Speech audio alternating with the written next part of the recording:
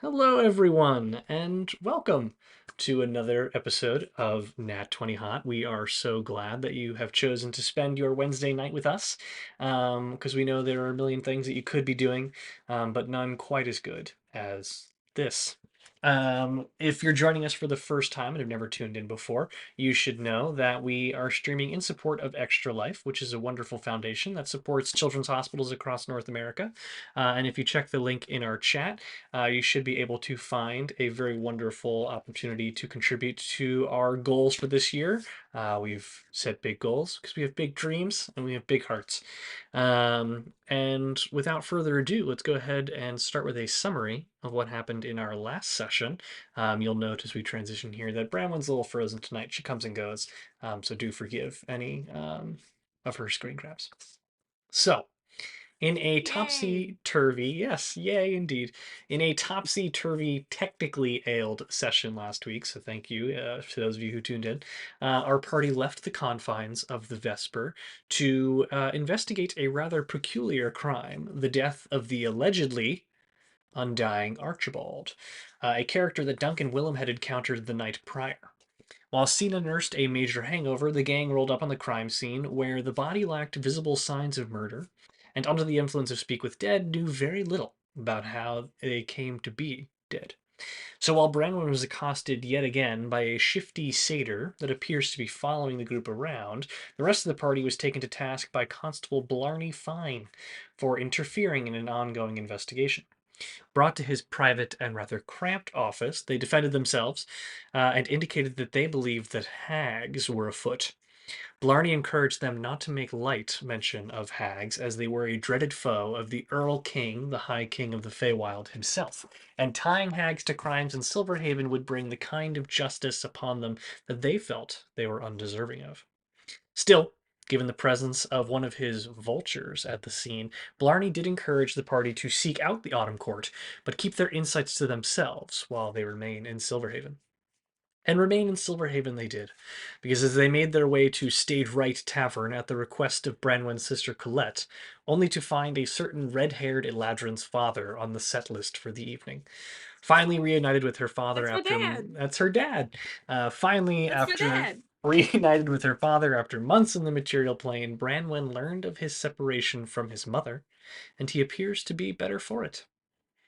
And so that He's is divorced now. separated. Important to make that distinction.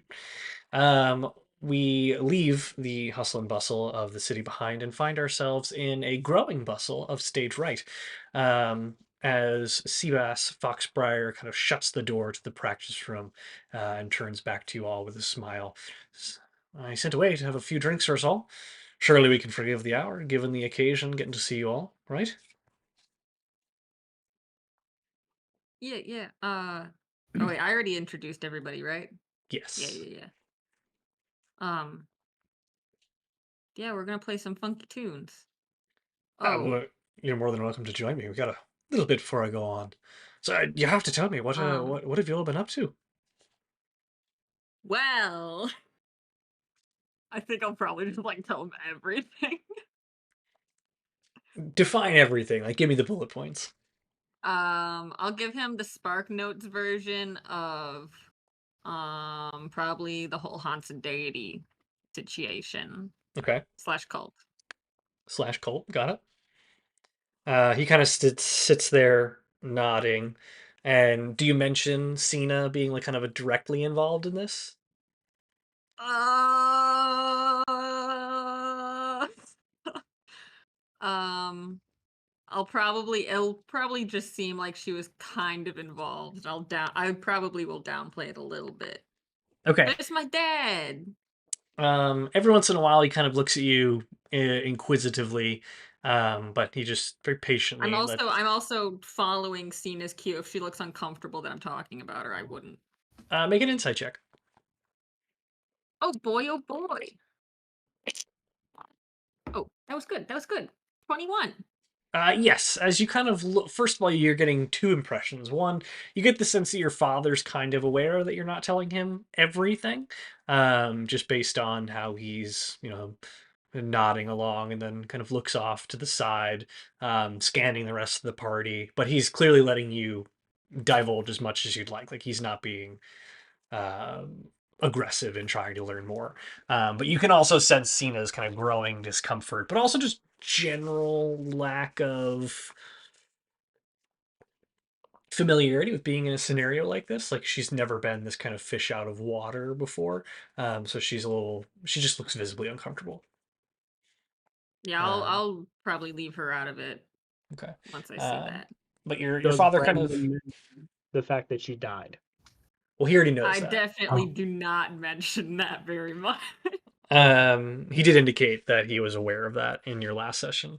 okay. Um, and he We'll kind skip over of that part. looks at you all and nods. He goes, my, you certainly have seen some harrowing things. When you were sent away to the material plane, we knew you'd do great things, but or at least I did, but certainly wasn't expecting it to be so death defying. I mean, how have you managed it all? I'll be honest, y'all don't look like the adventuring type. I really don't know, honestly. And the Uh, rest of you, Manage. how have you come to we find? can owe most of it to Dunk. Yeah, no And doubt, Scramble. big Scramble's man. good.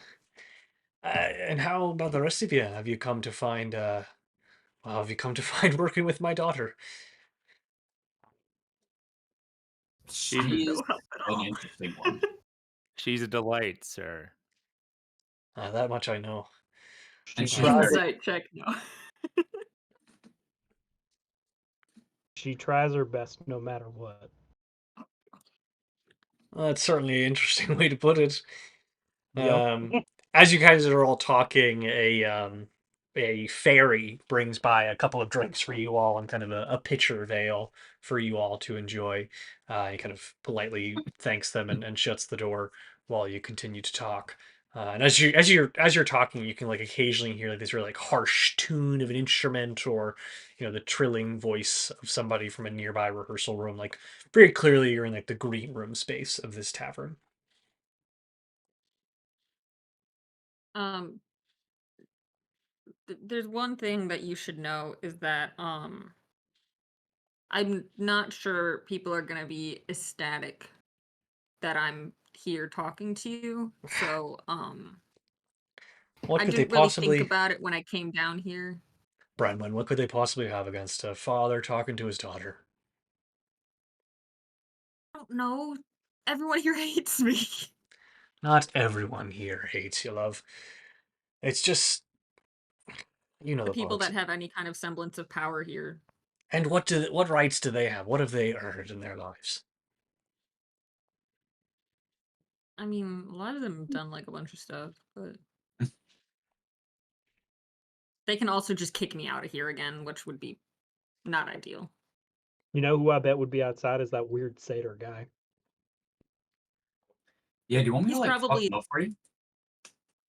honestly, he was probably the person that brought us the drinks in like disguise or something. Let's be real.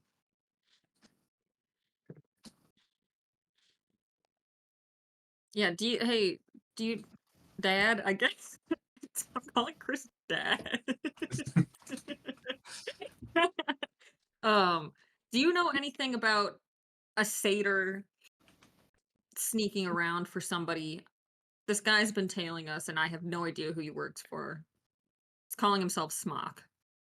I can't say I've heard of anybody by the name of Smock, but certainly Lord Uriel's got their cronies all about town. It wouldn't surprise me that your return would ruffle the feathers of some in the nobility, especially those of the Earl King, and you really should be careful of him. I'm sure Colette's mentioned a few things, but things really ain't been right over the last couple years. People thought it was odd to begin with, but now it feels almost dangerous. Why do you say that if you feel comfortable sharing? He kind of looks over his shoulder and then inches in closer to y'all, and he just goes, "It's just things, Odd reports coming out of Old Hollow. Old Hollow's always been a weird place. You don't really see many people going there, but you know, this one's king and that one's queen. It's always been the way of it, at least as long as I've been alive. Amar and Hale, changing places, things really stay the same. It's just a matter of who's taking credit for everything. With the Earl King, it seems a bit different. Of course, he's going by a peculiar name, but Lord Collis has always been an interesting fellow. Yes, And this is what I've been saying. Wait, what's Lord Collis is the Earl King? yeah, Lord Collis. Are Hale and Amar like fine with this arrangement? Have they been subjugated? Do people know where they are? I don't. How familiar are you with the workings of the Feywild, son? I mean, Not very. it's a peculiar place, but the reality is we don't really see the High King and the High Queen too much, which I think is probably part of my suspicion. We've heard an awful lot about the Earl King. Never really heard this much about Amar or Hale when either of them were in charge. Not even someone like one of your daughters who would be in the service of the Summer King. Well, I'll be honest. Colette's a real fine girl, but she's brand new to all this. They've got her guarding the latrines. King's Guard's Mhm. perfectly big enough. I imagine you gotta spend, well, a whole lifetime before you get to guard the king.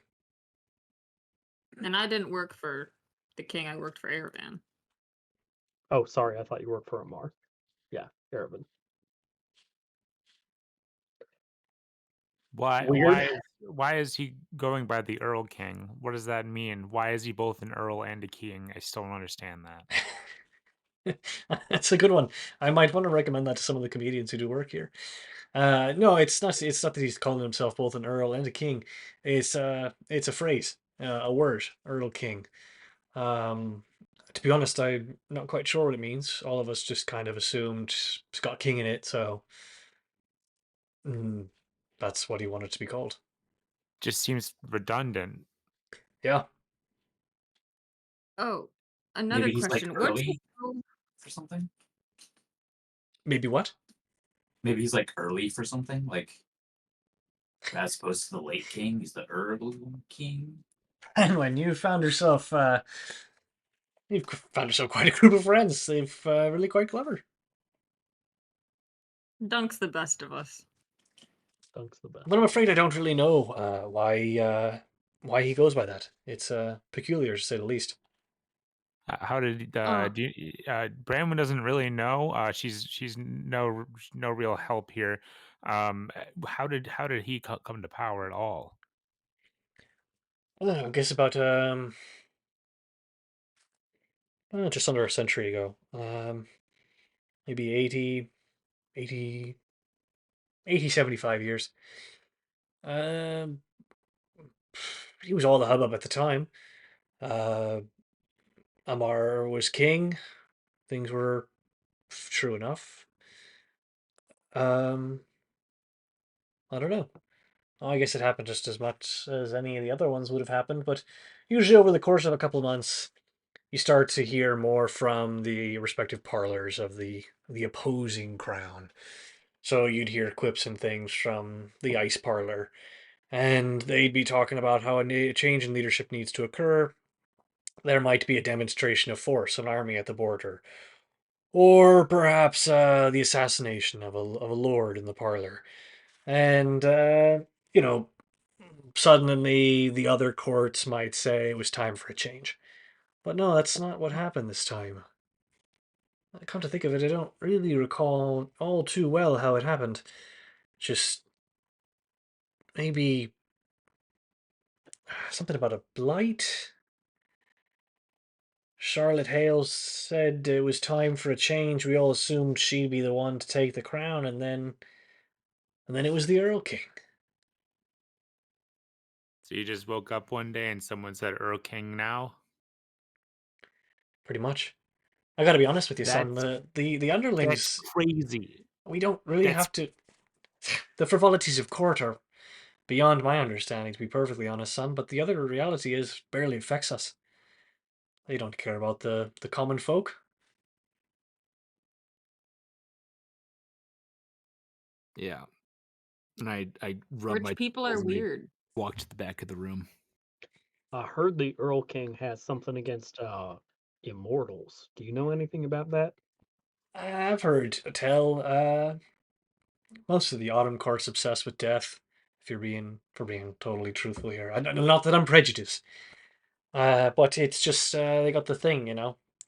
Spring's all about rebirth and anew, regrowth.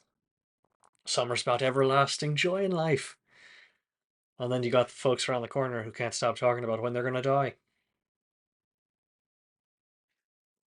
It wouldn't surprise me if a court obsessed with death doesn't like people who live forever, which is curious given the fact that, well, you know, the lords on high tend to live forever, at least as we know.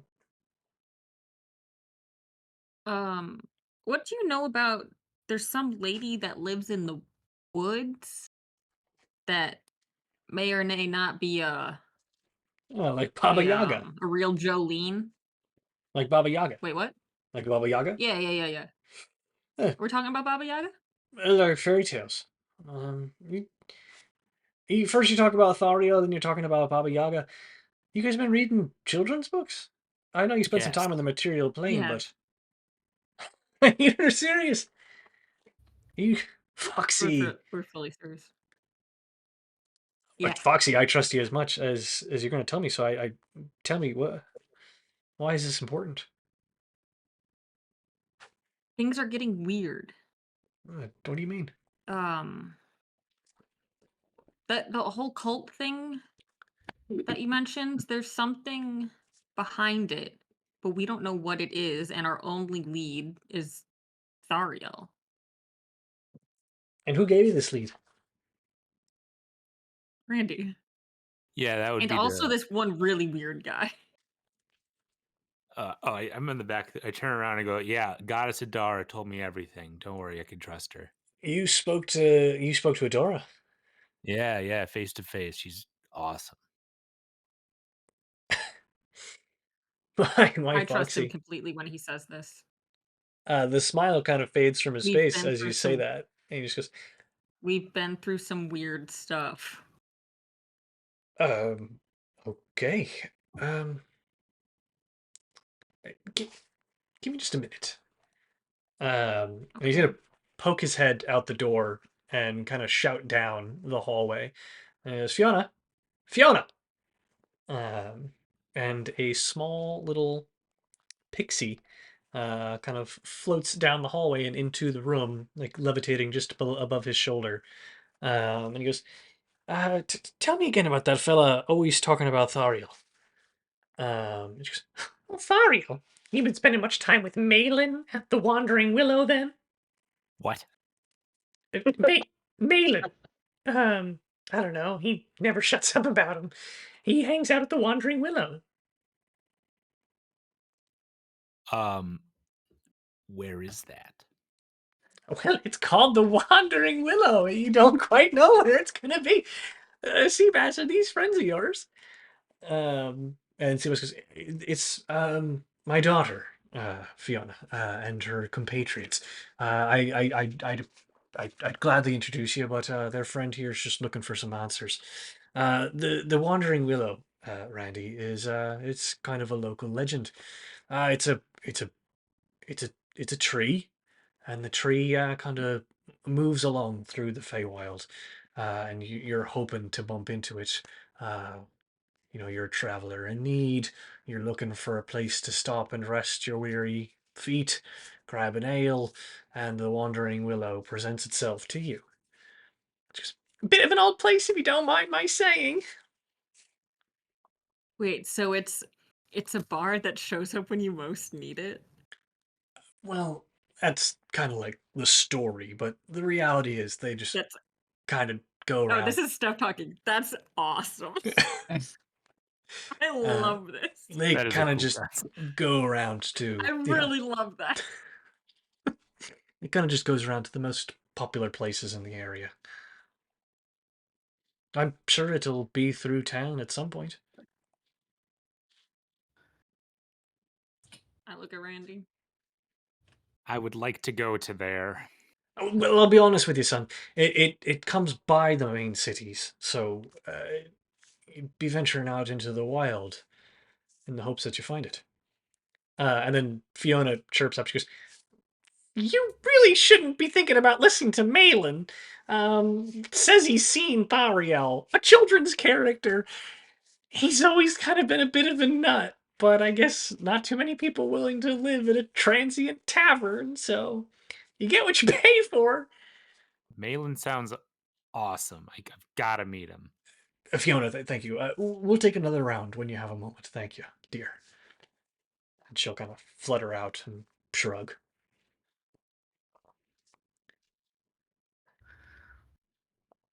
Well, we got another lead.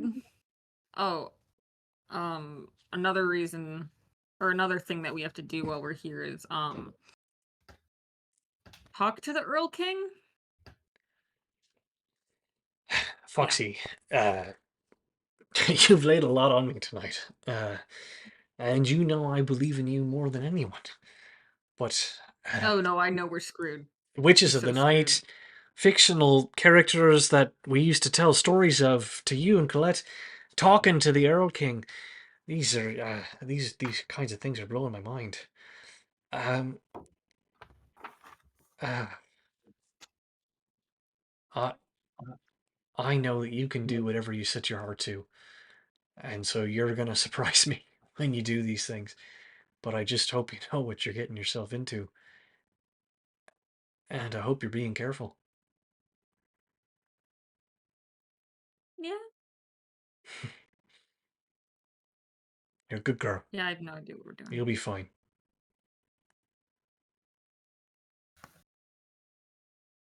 We'll do our best to try to keep her safe. You're in my debt. We're very good at that. I have no doubts. She's only died once. You're a good lad. Well, listen, and like as he kind of goes to talk, there's a rap on the door for the first time, and another a gnome kind of dressed in these very fine silks of various hues of pinks and salmon, kind of pokes his head into the door. He says, "Seabass, wasn't aware that you'd be having visitors. Will they be joining you on the stage this evening? And he kind of looks at an intricate-looking sundial on his wrist. He goes, "Your session begins in 15 minutes." Thank you very much. I don't know. Branwen, care to join old dad on stage? Absolutely. Good, Yeah. good. The I rest of am you, gonna disguise myself though because I feel like that's just attention that none of us need. So I'll just look like someone else. well, I'd rather have my daughter up there, but I understand if you need to be careful. Yeah. Well, right then, folks, you're welcome to join as well, or you can obviously spectate. Get your front row seats. Best I can do at the stage, right? I'll be honest with you, it's only in the last few days I've been here, so this, well, in the last 24 hours, I've reconnected with my daughter, and I've met someone who claims to speak to the goddess Adara. So yeah, I'd call this a gift from the gods.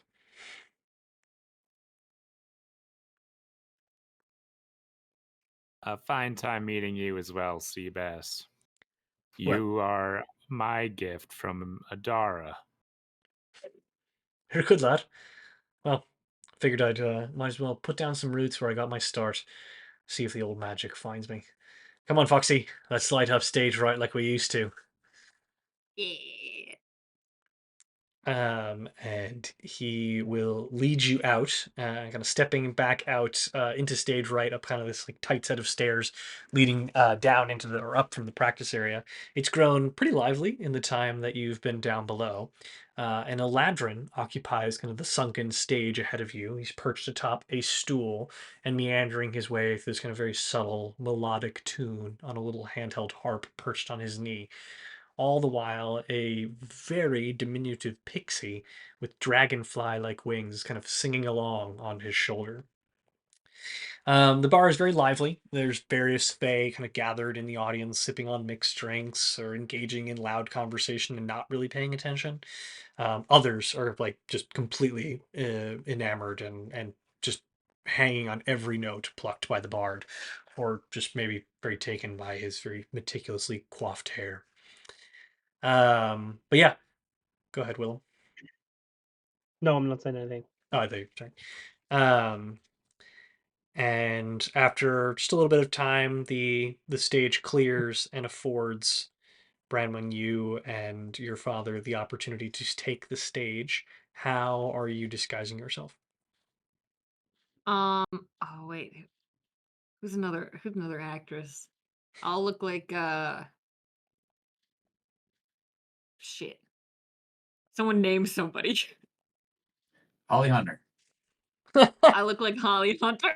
I look like a young Holly Hunter. Okay. What the hell does Holly Hunter look like? I don't know. You look like Mrs. I don't Incredible. either. Isn't that Mrs. Incredible, right? Is she? Yeah. Yeah. Oh. Or the voice of. Oh no. Oh, she was in Raising Arizona. Oh wait. Yeah, I look like a young Holly Hunter. All right. I'm blonde now. That sounds great. You get yourself set up on stage and Hmm. make a history check. Me? Yes, with Me? advantage. Oh, good. That's so bad. It's a 9. Okay. Your dad starts kind of plucking along on his lyre. He plays a few notes, and he looks at you with like a big smile.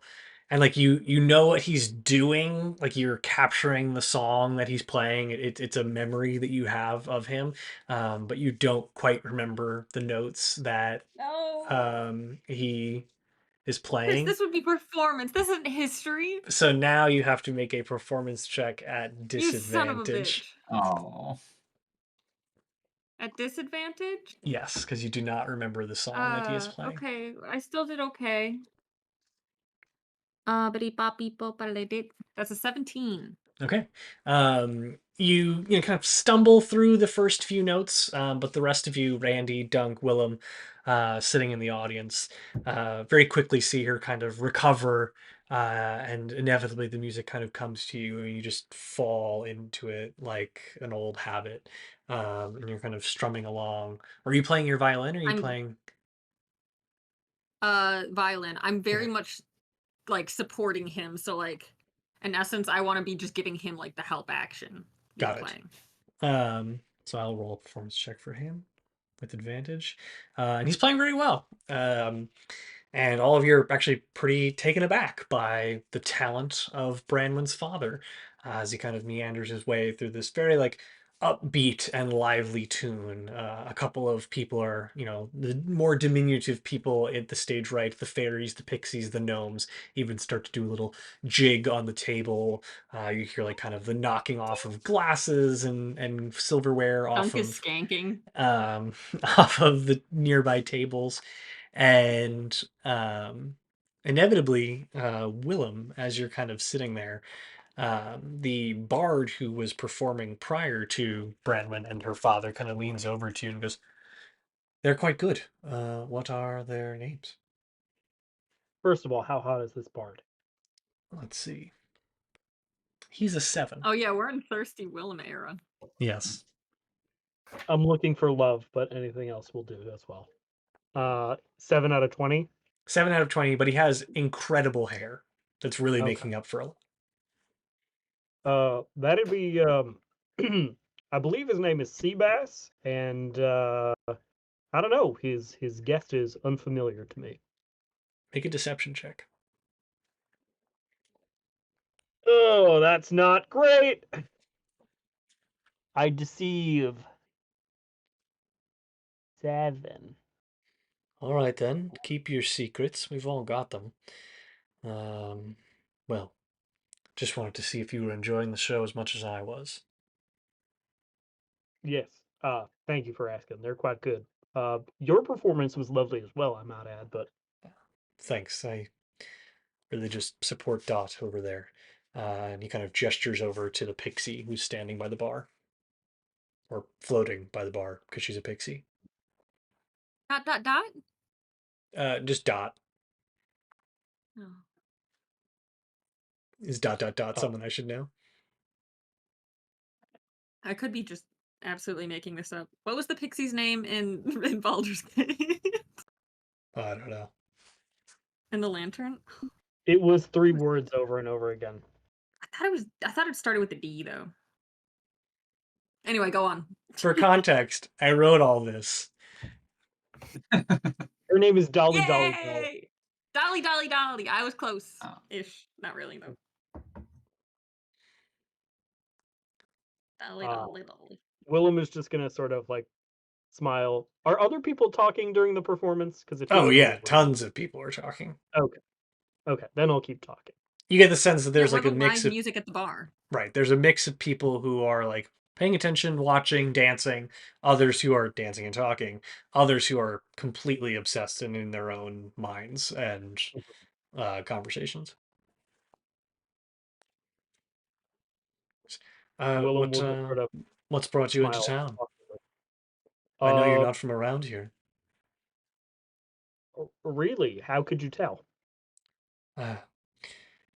You don't have that stink of Silverhaven about you.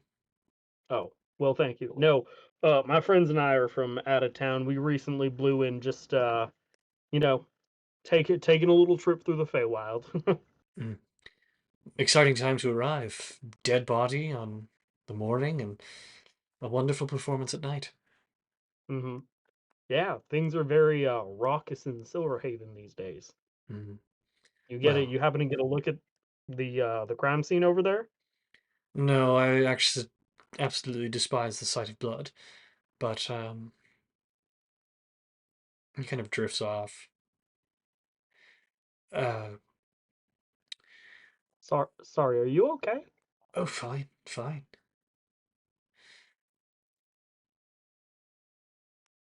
I'm getting a weird vibe. This is Nolan saying that, not Willem. I'll leave you to your drinks and to your companions. Um, Lysander, I apologize. I did not take the opportunity to properly Oh, introduce myself. Willem. Lovely to meet you, Lysander. A pleasure. Um, I hope our paths cross again, and he will depart. Was he making a move? You can make an insight check if you'd like. I would like to make an insight check. People just don't talk to each other at bars. My insight check would be a 22.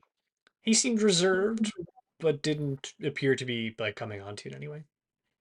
Okay. Maybe just making conversation. Hi, Clover.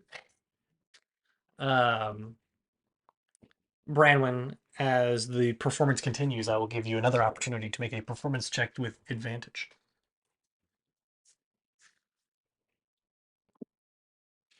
19. As you move into kind of the second song, almost like your dad's kind of working through like a booklet of symphonies that he's familiar with, you really kind of fall into the groove. And you notice that like more and more people are starting to kind of get into the show. And you're immediately kind of struck by this, pure, reckless emotion of fond memories and happiness of like being in a very similar scenario, just on like the opposite end. Like you were once watching your dad perform at stage right, all those years ago when you were but a wee child. And as you kind of like scan and look around the audience, I will have you make a perception check.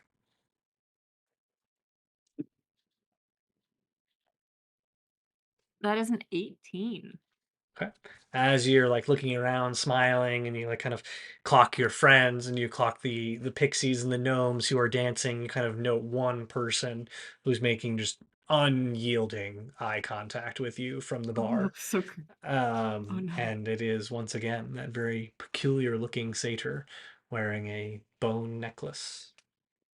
I'm going to um use my little telepathic ring thingy, or I'll just cast a message while I'm playing, and I'm going to uh send a message to Willem, and I'll say Satyr at the bar, and then just keep playing. Can I'm I like, this isn't my problem, it's Willem's now. can I respond to the message? It's Mhm. message, so yes. What do you want me to do about that? No, you just see me on stage going, "Ugh." If you're making a gesture, Stephanie, I in fact cannot see it. Yeah. Oh no! It's a if you picture if you were playing the violin and shrugging at the same time. Okay. Willem will get up and approach the satyr at the bar. He doesn't really acknowledge you as you approach. Like his head does not turn. His eyes don't really move from the stage where he's watching Branwen.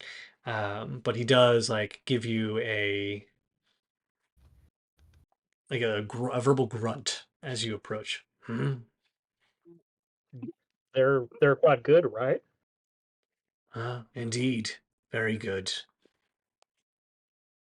You seem a bit taken with the lady, if I may be so bold as to suggest. Taken with all you planewalkers. It's not every day that we get them here in Silverhaven. Oh, so you know then. Oh, Interesting. yes. Very little occurs in Silverhaven without my knowledge. People pay very well for secrets, you see, Willem. So, and I point towards Bram and I'm like, you see right through that, huh? Oh, yes. It would be unlikely for the young Branwen Foxbriar to return and not visit dear old Daddy, who happened to blow into town just a few days ago, before your arrival. Do you know much about Branwen?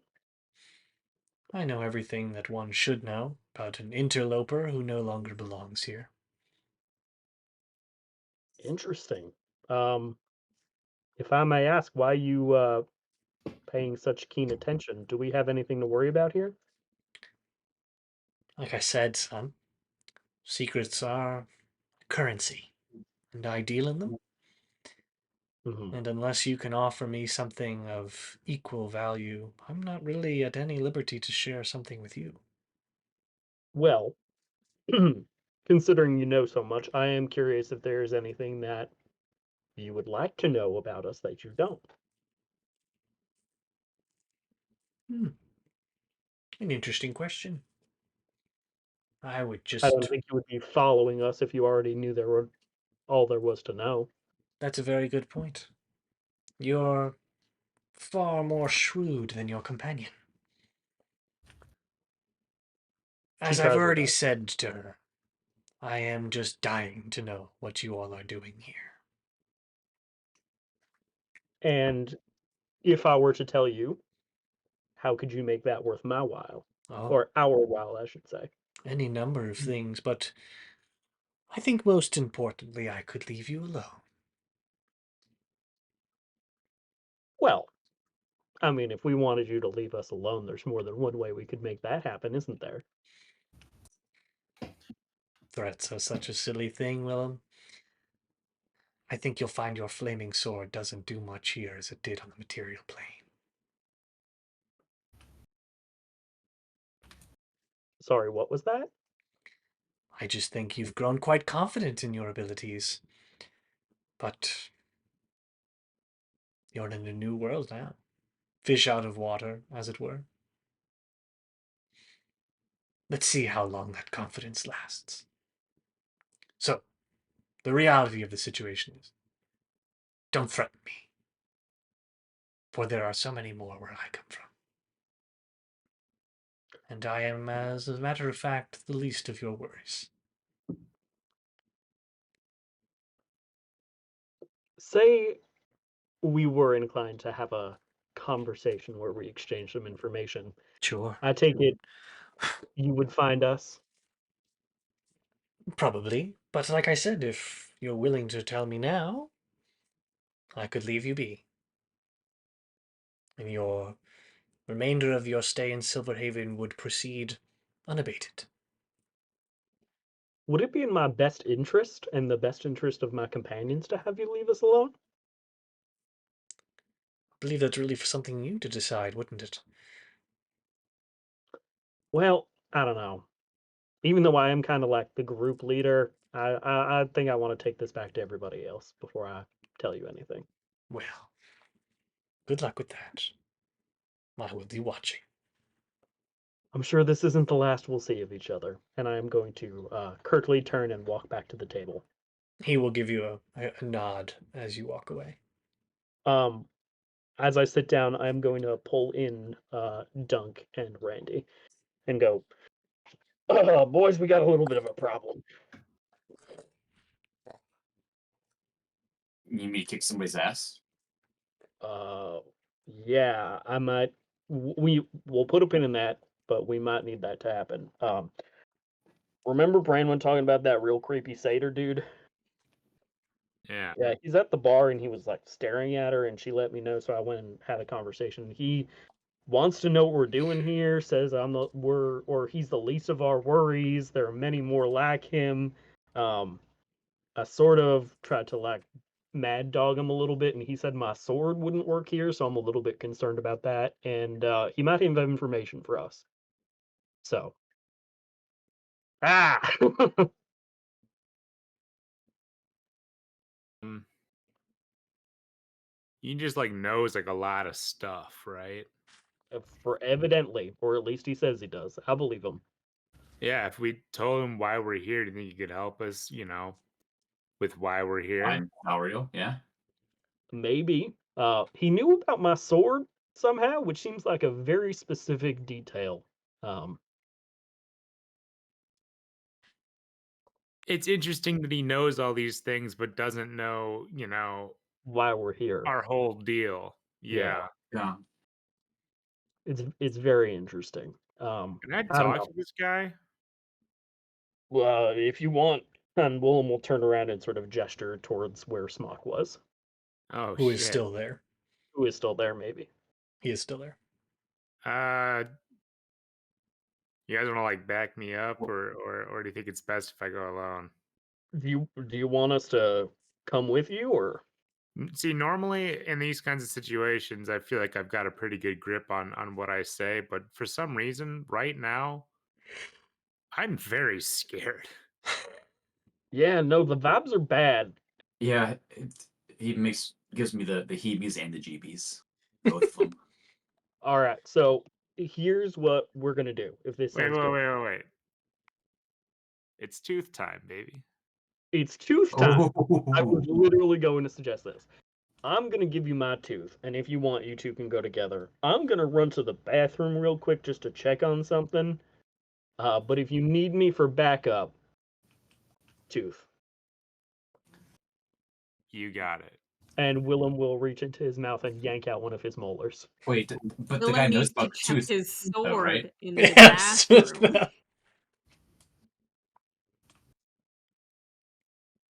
Yes. Okay, so Willem, you provide Randy and Dunk a tooth, and Randy and Dunk mosey their way over to the bar, while you head off to the bathroom. What are you doing in the bathroom? I am going to pull out my sword and attempt to make it light on fire.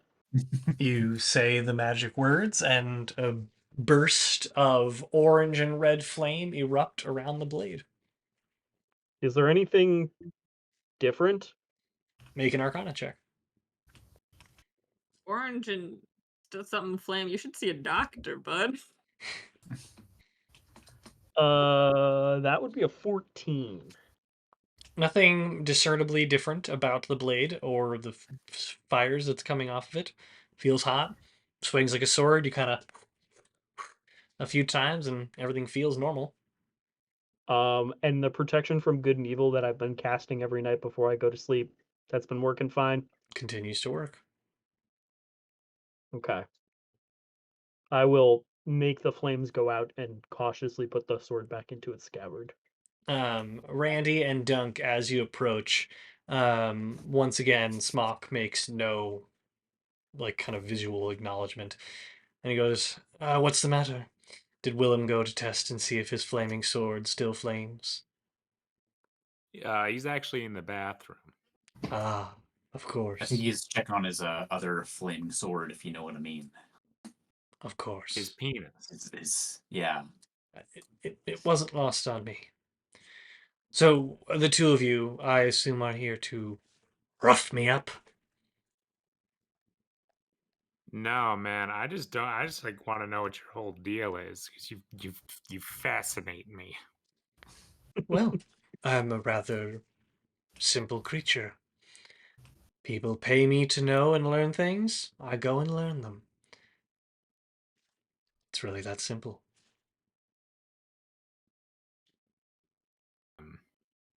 Do, do you know things about children's stories? I've read children's stories, and I understand you've been spending quite a bit of time at the library, if that's what you're asking about.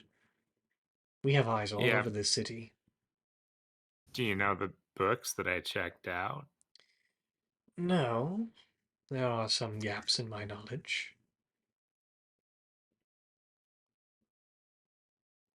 Care to share? Why should I? Just consider it a curious question from a friend in need. If I share you this information, will you maybe share with me just a little bit about yourself and maybe just who you talk to about these information things? I could be so inclined. Knowing more about the books that you check out would give me a little bit more clarity into why exactly you're here, which your friend Willem did not wish to divulge. But perhaps you would be amenable? I look at Dunk. How's he looking?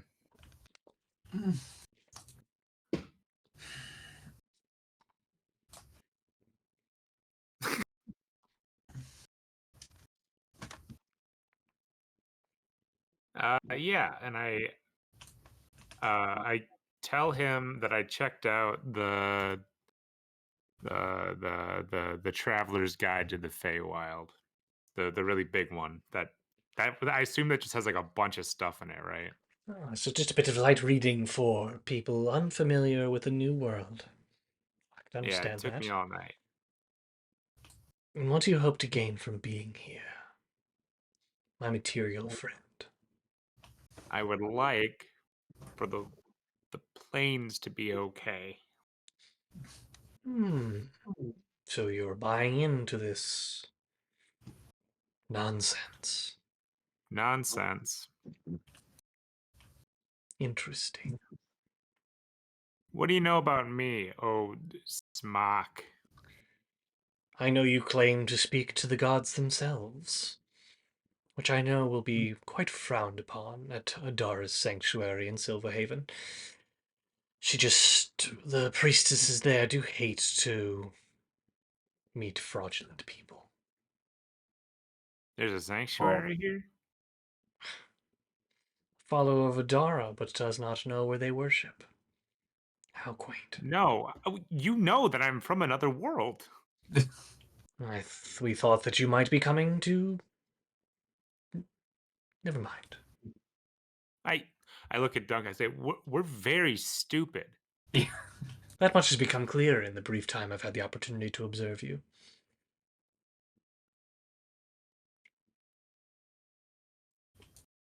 I told you my thing. Yeah, can you tell me a little bit about maybe where this information of yours is going? Who's paying you for this stuff? Well, many people pay for my services, but it should come as no surprise that Lord Uriel is quite interested in your sudden reappearance in Silverhaven, what after the debacle of Branwen's untimely demise. Remind me who this is. Lord Uriel is the Autumn Court's representative to Silverhaven, and thus the Lord Regent of Silverhaven. Gotcha. Thank you. Oh. And are they the ones that are requesting this Autumn Court? information? Yes, I thought it was Winter Court. Autumn Court. Lord Valthor Frostbane is the envoy from the Winter Court. Remember that name. There are four lords, one from each of the courts. Willem would like to send a message through the tooth. I've been thinking about it, guys, and I think we should kidnap Smock.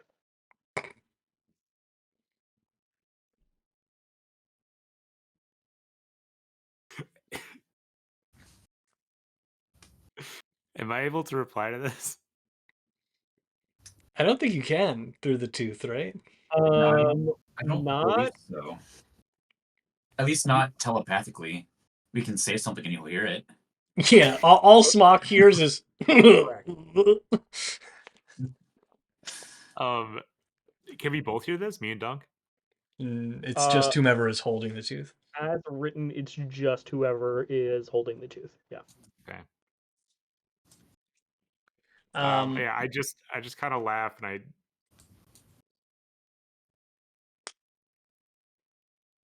so Uriel is the one requesting this information, the one that wants to know about us, yeah? he yawns. There are many interested parties, but yes, Lord Uriel, chief among them. He has the best prices right now. Ah,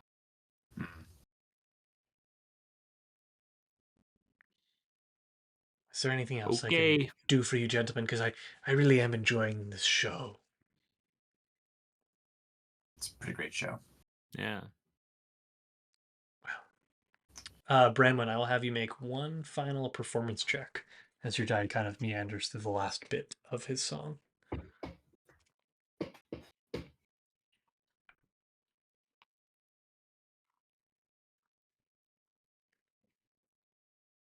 With advantage because we've been crushing it. Yes. Dirt T20. As I'll you just throw in a bardic inspiration just for funsies. Okay. Because why not? Oh, so that's a 22. I only rolled a 2. That's okay.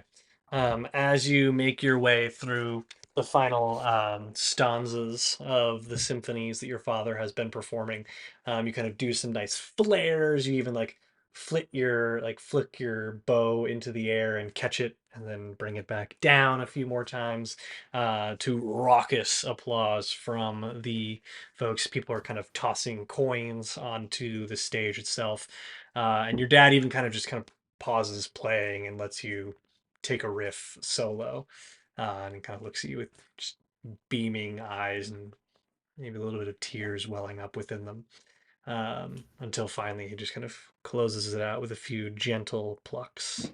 He goes, over the kind of the cheer of the crowd, he just kind of turns to you and goes, "You're a beautiful player, Foxy. I'm so proud of you." Oh, I want to give him a hug, but I'm not because I remember that I'm still disguised, so I look like a Holly Hunter. He sticks his hand out to shake yours, and then kind of I squeeze the gestures shit out of his hand. gestures you off the stage to your waiting companions. Um, yeah, and the five of you are reunited, or six of you rather, are reunited. How's it going? Did y'all just ditch Cena? No, she's there. Oh, yeah. It is the six of you. Are So are you still at the bar with Smock or no? Oh, I left that conversation. Yeah, Yeah. I also will stride out of the bathroom and go back to our table, and it's the six of us. And I'll just look at Dunk and Randy and go, Branwen, great job by the way, and you too, Seabass. How was your conversation with Smock? Oh, wonderful concert.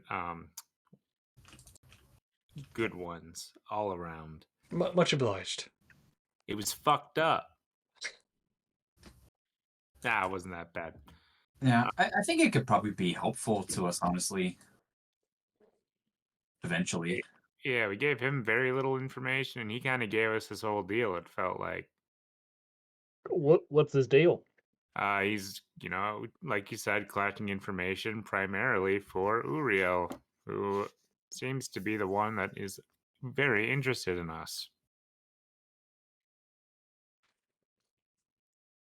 I will turn to Seabass and ask if the Autumn Court and Earl King are connected any more than any other particular court with the Earl King. Well, he is the king of the Autumn Court, so yes. Oh, I thought he was an independent entity. I really don't understand how things work here. Let me give you a brief download. There are 4 courts, and then there's the Wild. And the Wild is everything else in between. The people Mhm. that don't necessarily subscribe to a given noble or particular parlor. And each court has a king or queen. You Mm. got King Amar of the Summer Court. High Mhm. praise to the king. Represent. Indeed. You've got Queen Charlotte Hale of the Winter Court. Boo. And then he kind of like Boo. looks around just to make sure there are no winter eladrins around. And he goes, and you've got the Earl King or Lord Callis, the Autumn King. And then there's Ooh, Celeste spooky. Evergreen, Queen of the Spring Court. Mhm. Um, Underneath the particular kings and queens are parlors. The parlors kind of hold, and they're essentially the court of the courts. We're all the real rich high society where your bloody mother always wanted to be. Um, There- and what's that? Oh, I'm just booing your Ah, estranged you're a good lad. No, I don't wanna force Branwen's hand. But yes, so you have the kings and queens, and you've got the parlors, um, and then rotates who's high king, and generally the parlors are paying more attention to who's king. It's a status symbol at the end of the day, for the most part, at least until the Earl King rolled around. Um, what else can I tell you? But then there's cities that are just kind of in the wild, they've Mhm. changed hands over the years, and somewhere along the way, they just decided that they'd be ruled by a representative from each court. And so the parlors send someone along. To be perfectly honest, when you're not in charge, they're kind of looked like as punishments, which is why Lord Erevan is here. But it's in the past decade or so that Lord Uriel has taken to Silverhaven, and I understand he's been a bit more involved than some of the other lords and ladies that see their rule here.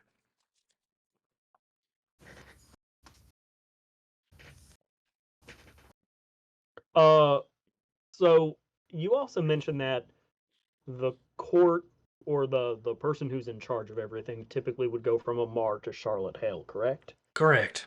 Back and forth for why did the spring or autumn courts never get to be in charge?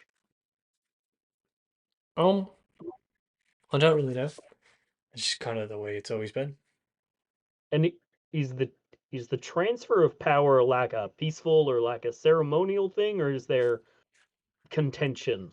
Listen, at the end of the day, it should probably go without saying that the winter court and the summer court, well, we hate our bleeding guts, Mm. and it's always pretending to be violent. Sometimes there's actual deaths, but for the most part, there hasn't been all-out war in gods. Certainly not since I've been alive. Um, but it's peaceful in name only. There are spats, uh, high lords and ladies fighting, killing each other.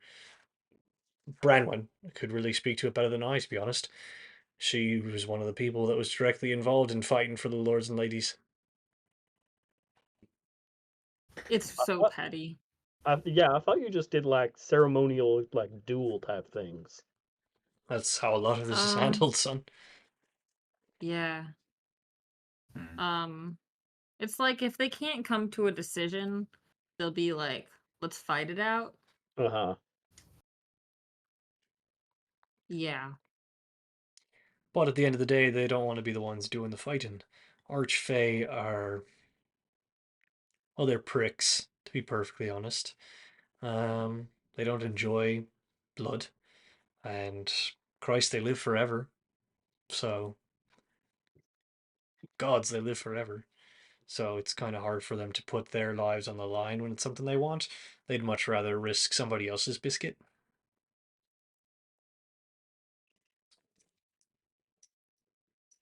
Fair enough. Clover. Makes sense if you're one of them. Eh.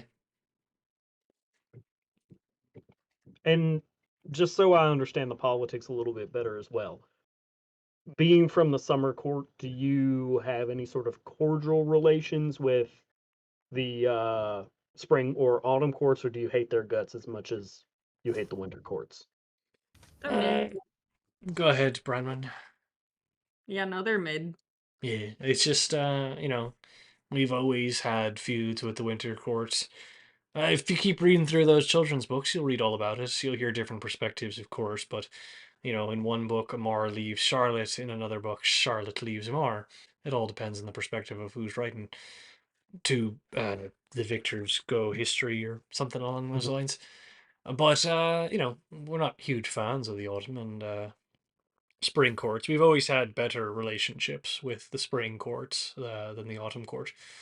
But cross-functional collaboration and alliances and whatnot. But the reality is, over the course of my lifetime, we've been allied with both. Right now, we hold a rather strong pact with Lady Evergreen.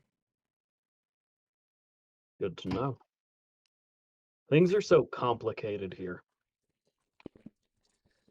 That's why I tend not to get involved. Your mother was always interested in that kind of stuff, always desperate to be high society. She missed her chance when she was younger, missed out on her fateful invitation to the Lavender Parlor. But so she tried to get it through you kids. I turn to Branwen and say, "You had a bad mom." Nah, she doesn't have a bad mom. We just disagree on some things. That's all. Is she involved in something right now? I don't know. Your mother. She was getting weird near the end. She was always on Colette about something. We stopped seeing Colette as much. It's in truth, she didn't even know what happened until a couple days ago. But that's why she told you to come here. Does Will Wait. does Randy still have the tooth? I will, without really meaning to, telepathically send a message. I'd like to be on Colette about something. I'm gonna kill you. I'm gonna kill you. You don't know I said that. I can sense it. I look at Willem Um, and I give him I just give him a look. Neutral. Neutral. Willem, sort of embarrassed, will look down. I guess on the subject of Colette, dear, I know she talked to you. I hope you're not angry with her over the whole Walder thing. I'm confused and concerned. But people find love in mysterious places, darling. I fell in love with your mother, but she's going through stuff. You just gotta let her have her discovery. I just want you to Again, know I'm that confused and concerned. I'm here to talk about it if you want to, but I'm not gonna take sides. Relationships must be hard when you live for centuries. They are hard when you live for centuries. Shut up, hag fucker. He'll kind of get taken aback and go, beg your pardon. It was his mom. Not really his mom, Well, but enough of his mom that like we give him shit about it. Maybe deservedly so. I don't know. Again, things are weird. Things have been weird. yeah. Willem is sort of just gonna dig his fingernails into the table. Seabass will kind of put a finger up for more drinks. At this point, Cena will kind of chirp up and just be like, the so the Winter Queen, what kind of stuff is she into? Uh, bad stuff. I don't know. She likes ice, snow. Snowmen. Snowmen. Good one, Branwen. Icicles. I've never been to Ivern, so it's Sledding. probably. Why do you ask, darling? No reason. You were amazing, by the way. Really, really well done. I, I can see where Branwen gets her talents. Thank you. You're very kind. Very kind. Yeah, I haven't gotten to Um, skate like that in a good long while, so I appreciate that. Well, I'm glad to hear that. I'm not quite sure what skanking is, but I'm glad to hear that. You know ska? I'm unfamiliar. Holy.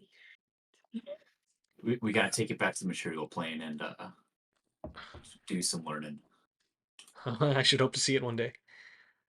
Speaking of going back to the material plane, You're not if leaving already. no. People are being really weird about me being here, and also we tend to make a lot of people really mad.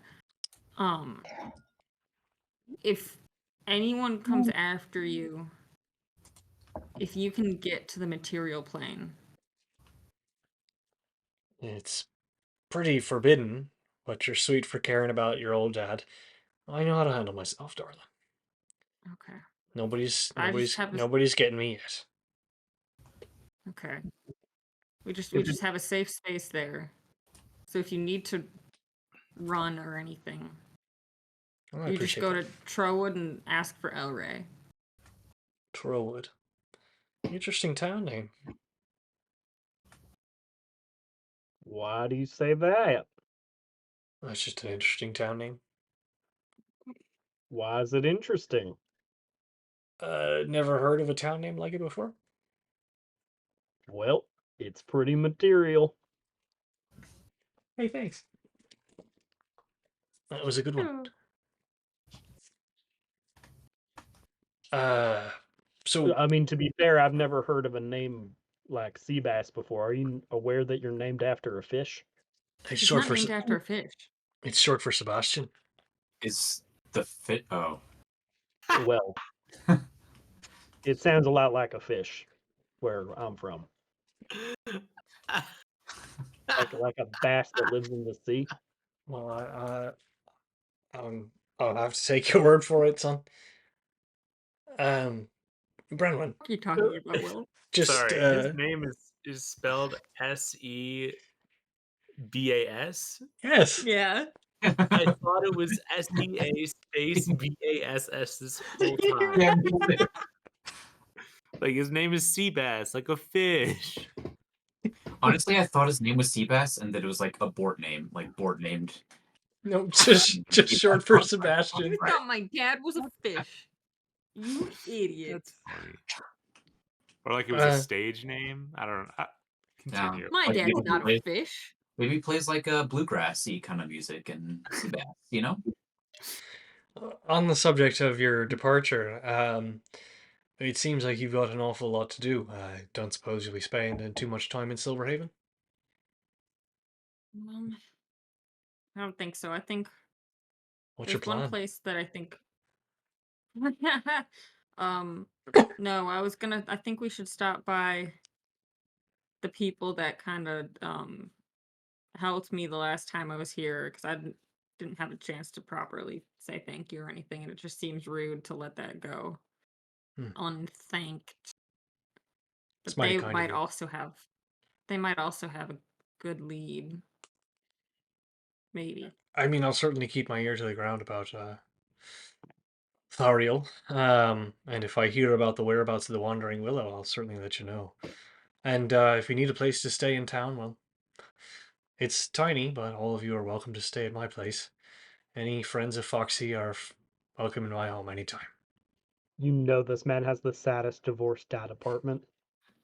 Nothing in the fridge except pickles and They're Bud like It's Light. all cottage like cheese. yogurt and beans. A slice of American cheese.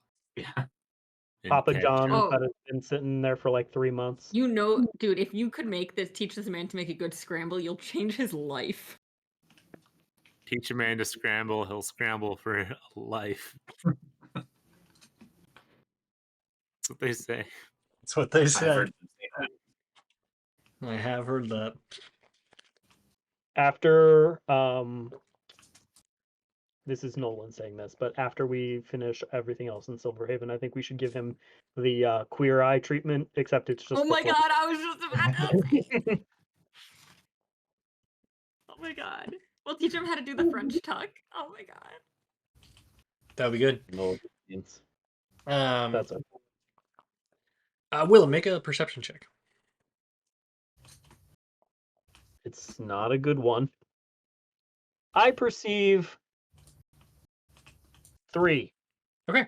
The night continues to wear on.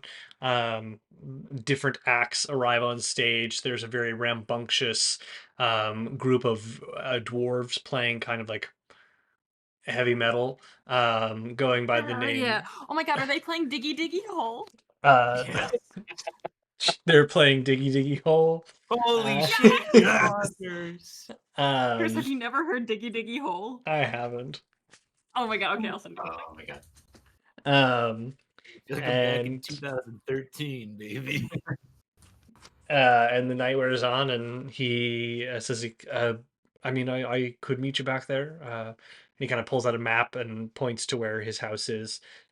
And you're welcome to head there now, or if you want to go see your companions and meet me there, that's fine. And you could see your companions first thing in the morning, really. Whatever you'd like to do.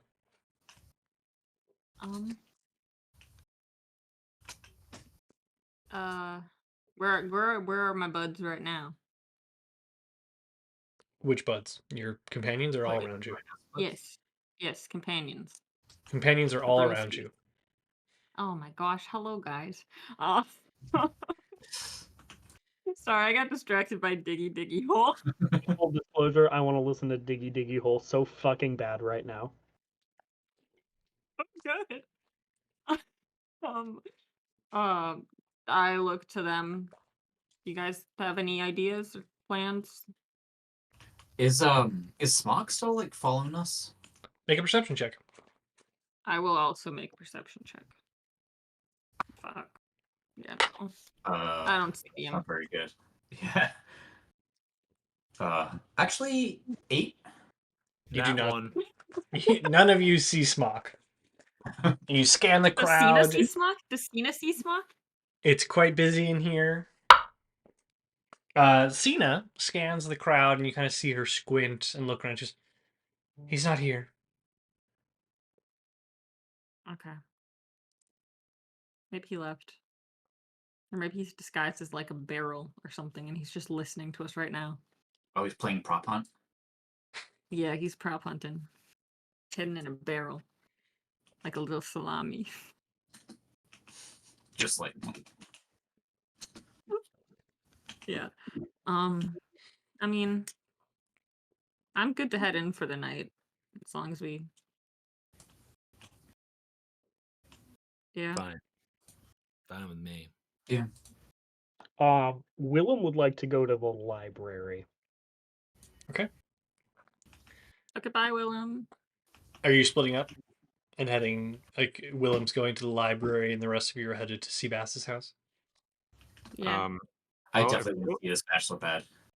If Willem's going to go somewhere, I would like to ask Seabass. Where is the Adara worshipping place in this town? The sanctuary of Adara. Yes. It's not very far from. Sorry, I figured you would have known about it. It's not very far You'd think. from. It's not very far from the city gardens. Um, Probably. You familiar with where the library is? I am. Yeah, it's about 6 or so blocks down from that. You follow the main road, and you keep going, and you'll end up there inevitably. It's a circular building with a thatch roof. It's really quite nice. You can't miss it. Awesome. Thank you. I'm going to stop there first before heading to your place. And I turn to Cena and I say, Cena, would you like to come with me to the sanctuary of Adara? I think they might have some insights, and I don't know. I'd like you to see the place. Um, Sure. Yeah. Thanks for inviting me. Randy, would you mind if I walked with you for a bit and then you could show me where the library is? You bet, guy. Okay. And on that note, we're going to take a short break. So just a few minutes and stay tuned. We will be right back.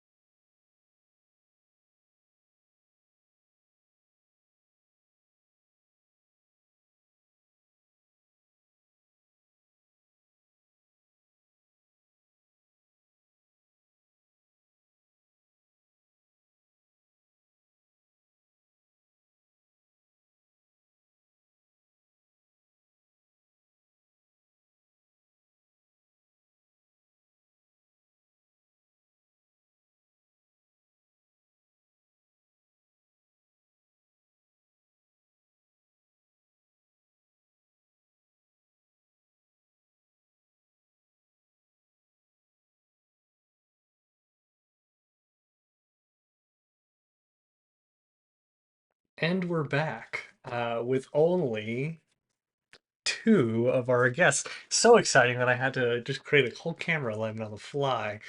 Wow. So the three of you, being Randy, and Cena and Willem, are making your way from the Stage Right Tavern to further down, like, kind of deeper into the city. Willem, you were headed to the library, while Randy and Cena, you are headed to the sanctuary of Adara. Are you talking about anything on your journey? I am curious what you hope to find at Adara Sanctuary. I do not know, but I have yet to meet anybody else who actually follows Adara or who has uh, had the reaction that I would expect from saying that I've met with Adara. So this should be at the very least interesting. How did you fall into the whole Adara thing? Like, did What you do you? worship Adara before you went to the Astral Seek? Oh yeah, while back at this point. Cena kind of chirps in and you say, like, yeah, you used to talk about her a little bit. It was never like this, but yeah, you talked about her.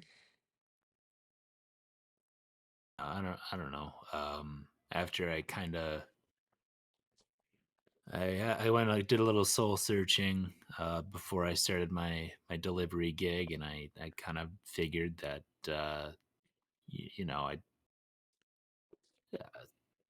I don't know. I just found a lot of pride and comfort in community, and it Well, seemed like Adara was the one that provided all that. So yeah.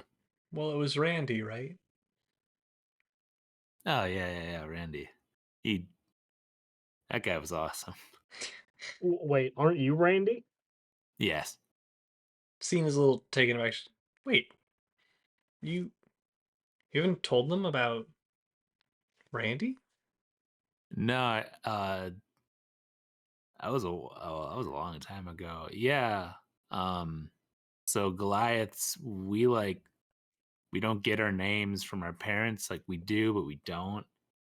Um so we like kind of get them through feats that we do. Like my brother was stone killer because he liked to smash rocks.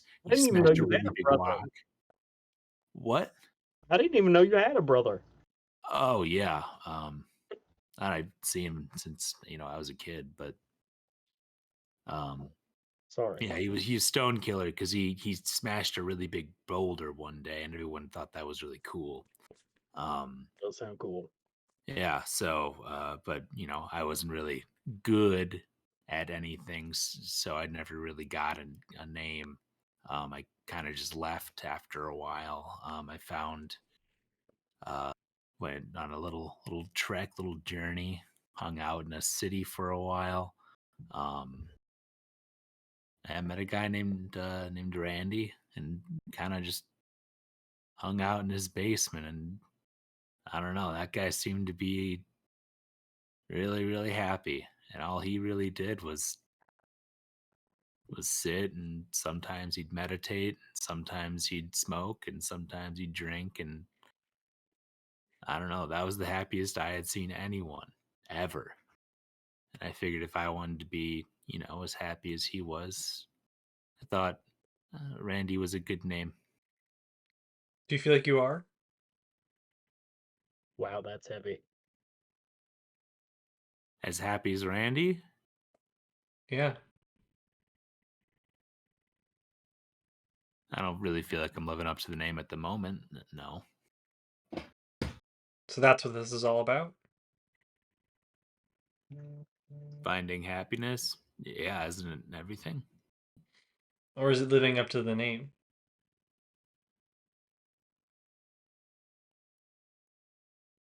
Uh, I don't really know yet, I guess, but um, yeah, yeah, and I kind of trail off. Cena kind of grimaces and shakes her head and looks away. And Willem, you do approach the library, um, and you kind of come to the crossroads and see that it is still open, giving you a sense that it's not as late as you might have thought it was. Mhm. Um, but you can head in. Before I do so, I will just turn to Randy and go, You still got that tooth, right? Yes, sir. And I All right. pulled it up. You know what to do if anything goes wrong. And I just wanted to say that I just realized as we were walking here that I never really asked about your past, and I don't think anybody else has either. And I'm sorry for that. To be fair, man, I don't think I would have remembered it, and with the brain cloud that I had for a while. So it's all good.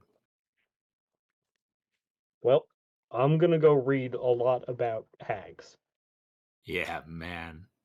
They got plenty of books there. Hey, if they don't let you in because it's late, just tell them like Randy sent you. They like me. You got it, Chief. Thank you.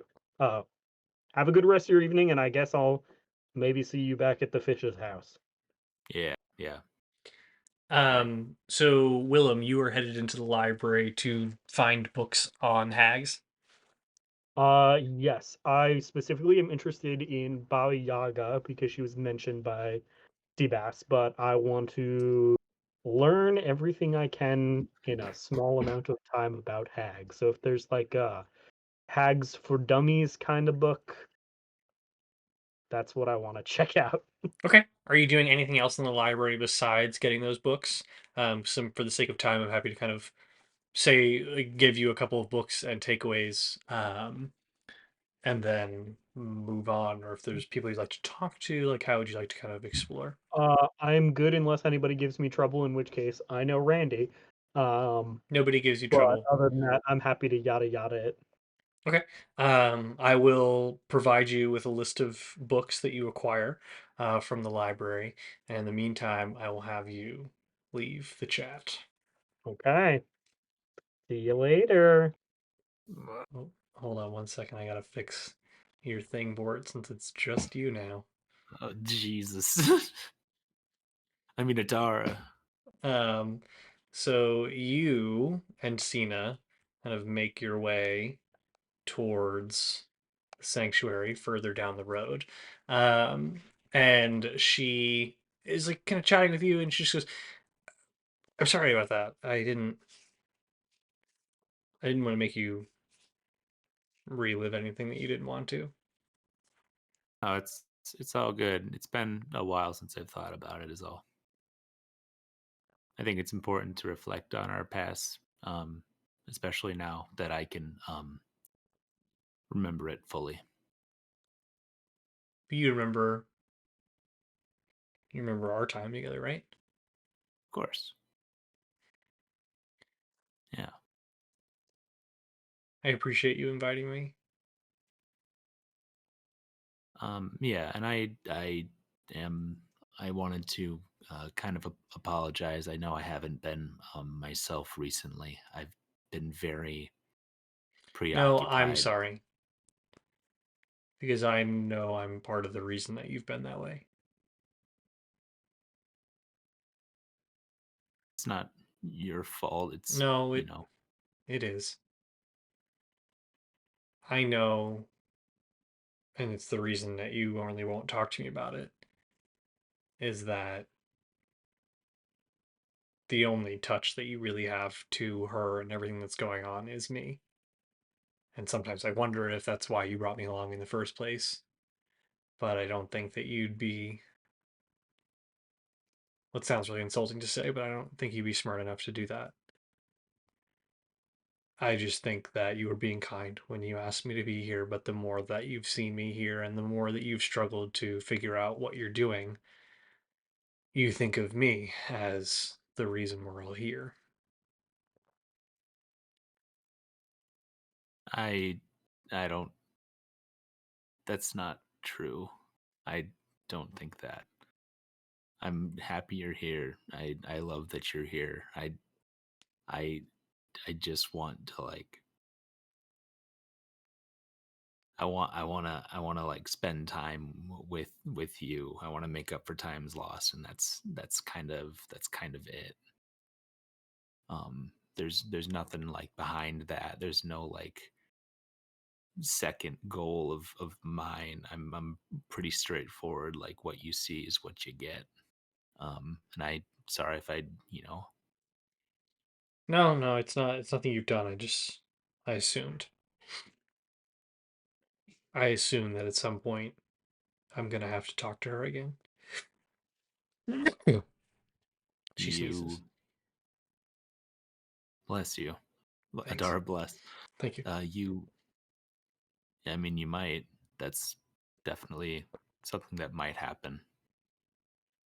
But that's not why you're here, and I want you to know that.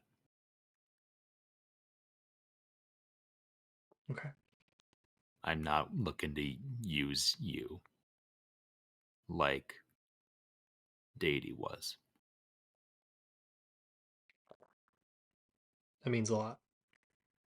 Yeah. Okay. Okay.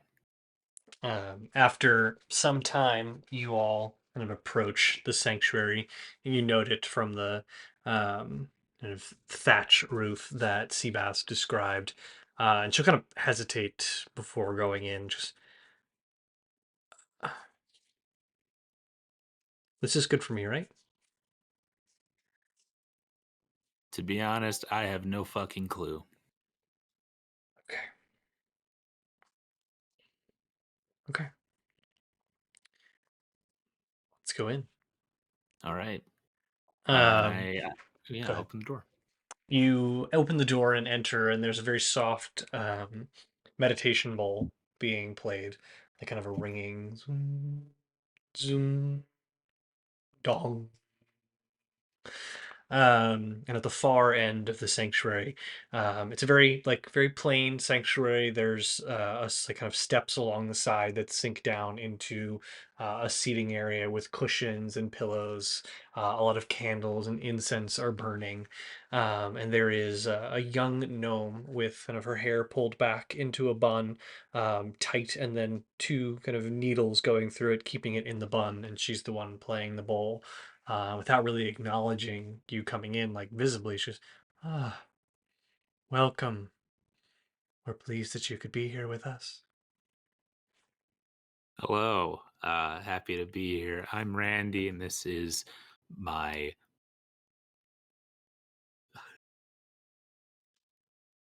You don't need to describe yourself. We're just This grateful is that you're Zena. here. All are welcome. And we couldn't be more pleased that you've decided to join us.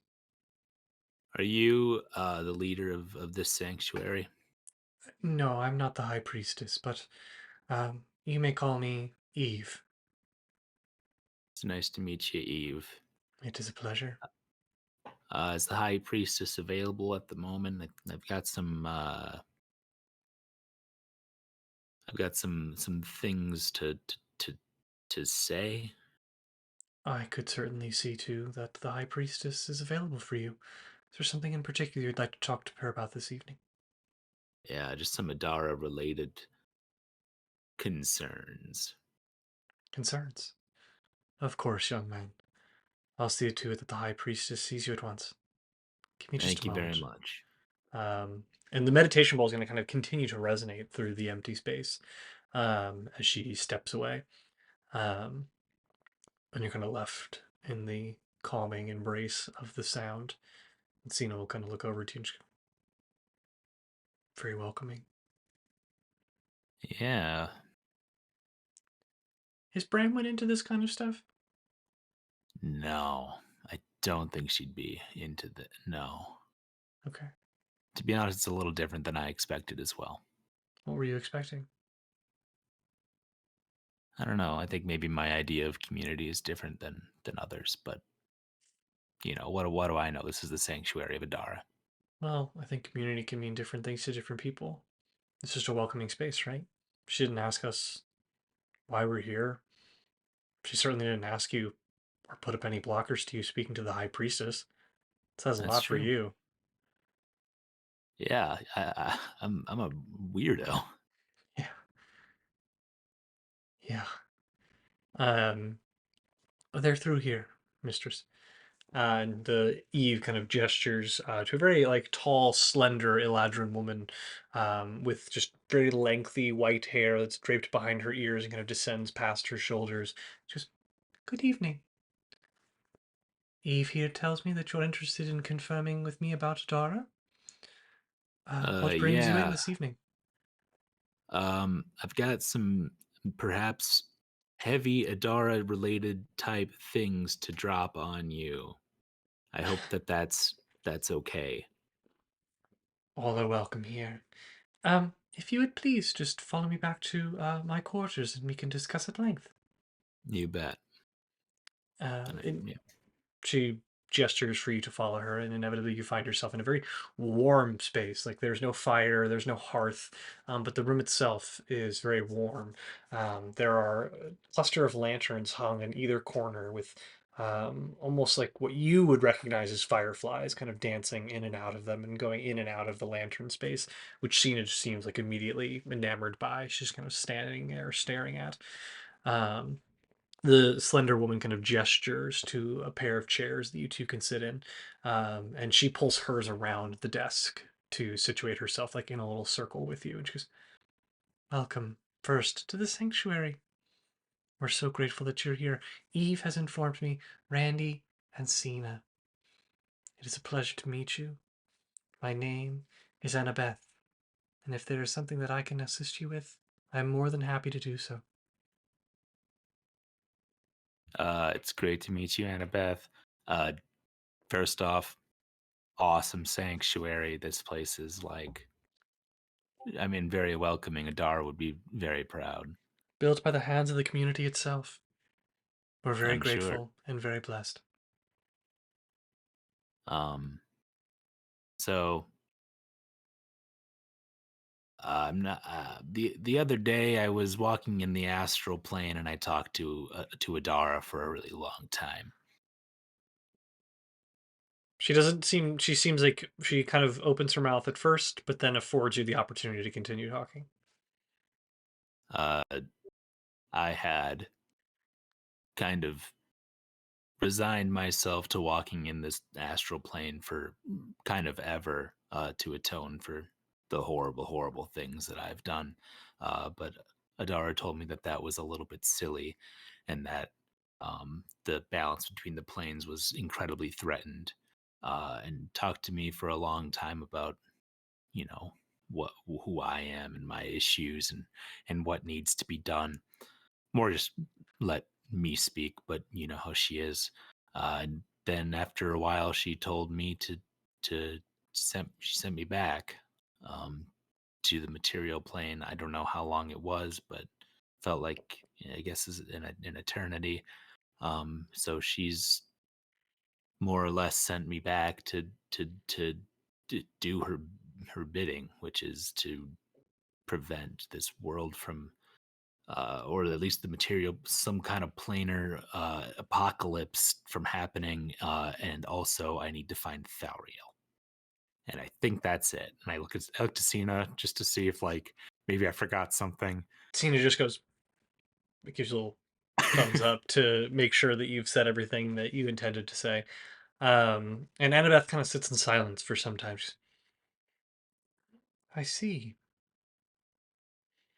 You may think that people come in here and tell us that they are the chosen of Adara on a fairly regular occurrence, but you would be incorrect.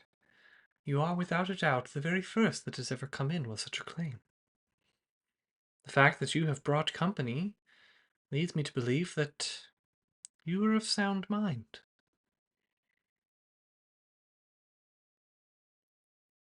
And you say that you are from the material plane, and you have I come am. here to an unfamiliar place on the bidding of someone you believe to be the goddess Adara.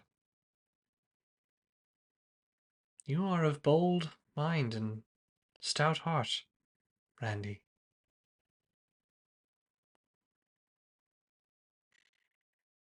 But I'm afraid I am unfamiliar with such intriguing acts by our goddess. It is peculiar and unusual for the goddess of community and hearths to choose a champion, but it is not unlike the other gods. Which she kind of rises from her seat. Make an insight check.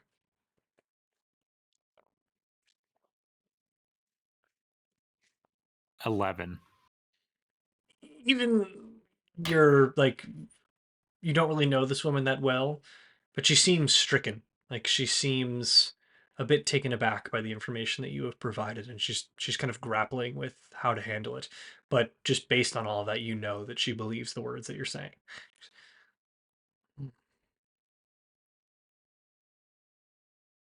I am the head of her church in this area, yet I have little guidance for you. When the gods speak to us, they often will us to do their bidding, and they provide the guidance that we seek. It appears that our goddess has left you with only answers, or rather questions, and no answers. Yeah, she was very vague about all that. Adara, am I right? Well, no, to be perfectly frank. I cannot claim to have communed with her myself, but I have spoken to many who have. And she works through these things. She provides us the means to find the answers ourselves.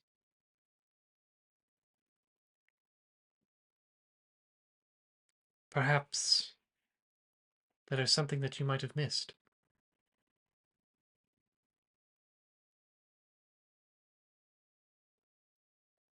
Um, like something that she said or something that she might have alluded to.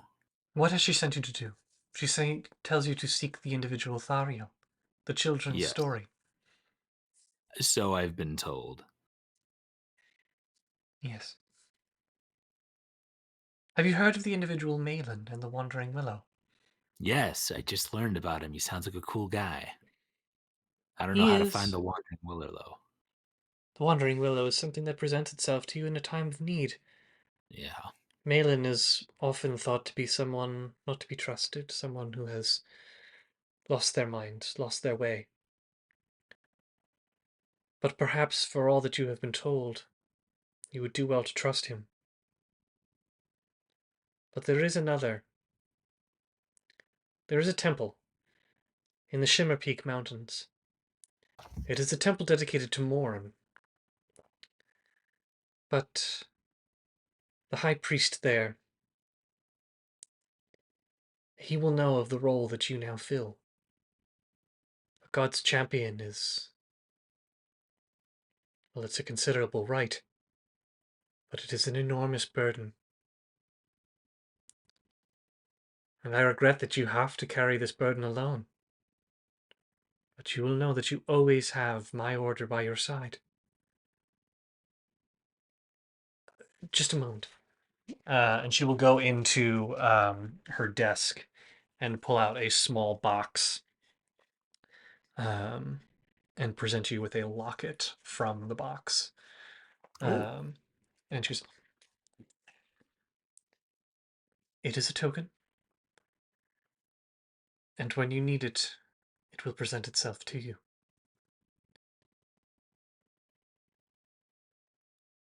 Thank you. And I take it from her. Yes. I wish you luck, Randy. The High Priest at the Shimmer Peak Mountains Temple of Morn will know more than I do, and I regret that I cannot be of greater assistance to you. You've been plenty of assistance. Thank you. You've pointed me in a direction, which is what I desperately needed. He will give you guidance on how to fulfill your role. But do listen to, what's their name? Do listen to Malin. Oh, While many would see him as unfit, clearly Adara is pointing you in a direction that you must listen. will do. My thanks, and have a good community. Adara bless you. And I turn around and yeah. All right. You all head out, and Cena Yeah. kind of taps you after walking in silence for some time. Did that get you what you were looking for? Not quite, but I feel like someone is, not that nobody's been on my side or anything. Plenty of people have been, but I feel like someone finally 100% believes me. I believe you, Randy. Thank you. Yeah, I needed to hear that.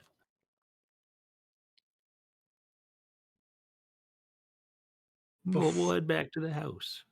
As you're heading back to the house, every once in a while, Cena will kind of go, um, uh, no, What's up? what? You keep making noises. Oh, no. No noises. Are you? What are you thinking about? Ah, nothing. Insight check. Go ahead. Oh, she rolled in that one. 11. She's lying. Just listen. I you used we used to talk a lot. And the Yeah. reality of the situation is I don't really have anyone to talk to. So I know I can trust you.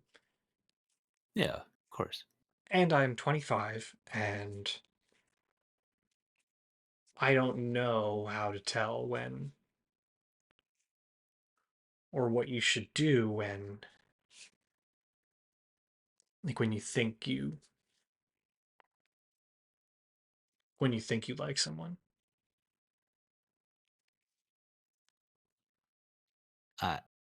To be honest, I don't know all that much about this either, but I'm happy to listen. I just well, I'm really glad you brought me along.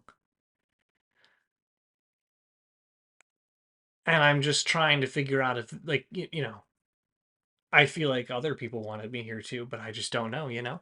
It's hard to tell. Yeah. People are hard to read. Yeah.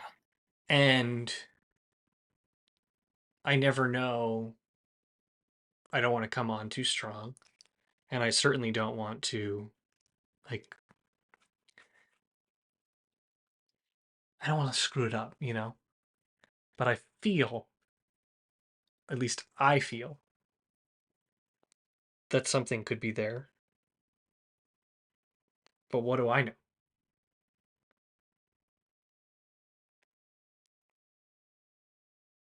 Tina, do you, do you mind if I ask who we're talking about here? That might give me a better idea. Uh, I mean, there's a reason I was happy to come to the Feywild. And then I had to meet her dad tonight. Like, that felt super weird. I just, I don't, uh, and it really, literally could be nothing. You like Branwen. I don't like Branwen. Yeah. Look, Yeah, I like Branwen. Yeah. look, you don't have to force I don't anything. think I do. No. I'm not forcing anything. It's okay. Look, don't think about it too hard. Just kind of let whatever's happening happen. And if it's just hanging out and waiting for a sign that things Well, then that you what's the want. sign? I feel like you're right. Patience. Look, if she's kind of going through a lot right now too. That's like, that's what I'm also worried about. That like we're just trauma bonding. Oh my God. I can't believe I'm talking to you like this. Let's just go back to the house. You've caught me at a moment of weakness. Sure. Yeah. Yeah, sure. And she'll just kind of walk in silence for the remainder of the time.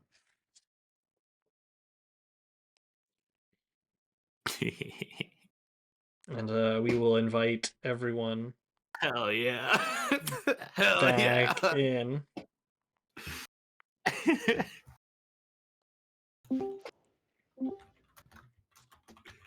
That was that. As you all return to, or I'm gonna rather, fight you in the parking lot, Chris. what? Parking lot, 5 o'clock. Were you watching? We're fighting in the parking lot. No. Okay, good. Can we watch it later? No. Is everyone No. here? Yes, I believe so. I think so. Why are my cameras all Ugh. messed up? So the rest of you are at Seabass's wonderful house when Cena and I have to change everybody's camera. When Seabass's place, which is not incredibly far off from how you imagined it. However, there is more food than you all painted it. Like it only has a couch. It only has like a little nightstand with a pile of books on it, and then what like resembles a piano but isn't quite a piano. Um, He's got an electric keyboard. yes, it is kind of like an electric keyboard. Um, and yeah, he's just kind of the rest of you are all kind of sitting around. Willem is reading through several books on hags. Willem, I'll send you additional details later. But yeah, the night is yours. So wait, Randy and Cena just came in. Yes, Randy and Cena just returned. Hi, Randy and Cena. How was your completely normal time? Honestly, it went super well. Yeah, those guys love Adara. That's really cool. Yeah, it was awesome. They Do they love you? they do. Cena actually Contrary goes to like this. what She's that like, contrary to Cool. what that fuck Smock said, we don't trust that guy, I don't think. You're Okay. figuring that out now? Oh, by the way, Branwen, I don't know if you knew this, but we were maybe considering telling him things for information, but we didn't do it. I told him that I got one book, but the book was like it's like nothing. Oh, okay. Did they know anything about Thariel? No. But they did tell me to go see well they said that the wandering willow guy Malin. Malin? Malin, yeah, they said that he is like someone that I should definitely talk to, even though he's a little bit of a loon. And then they also said that I should go to the Shimmer Peak Mountains and What the go hell to is a in the temple Shimmer there. Peak Mount? Some kind of temple, and there's a high priest there who, talks to stuff about God's champions. So I feel like that should be a place that I Are should go you eventually. that? Yeah, I've been saying this. I'm Adara's chosen one. Willem is baffled. I'm just gonna like It's the human glance at trafficking all Cena. over again. What's her face doing? I'm being trafficked by Adara. uh, um, for, You're what being is your groomed. what is your question, Branwen? Oh, I was looking over at Cena. What's her face doing when he's telling us all this nonsense? She's just kind of nodding along, and like occasionally she like looks at the rest of the group and is like, "Yeah, you can make an insight check if you'd like." I am going to make an insight I check. Did they believe both her come back with secretly evil and possessed? 10. They are telling the God's honest truth. The Adara's honest truth. Willem is just gonna sort of stunned look at you and be like, "So we should probably do your thing, huh?"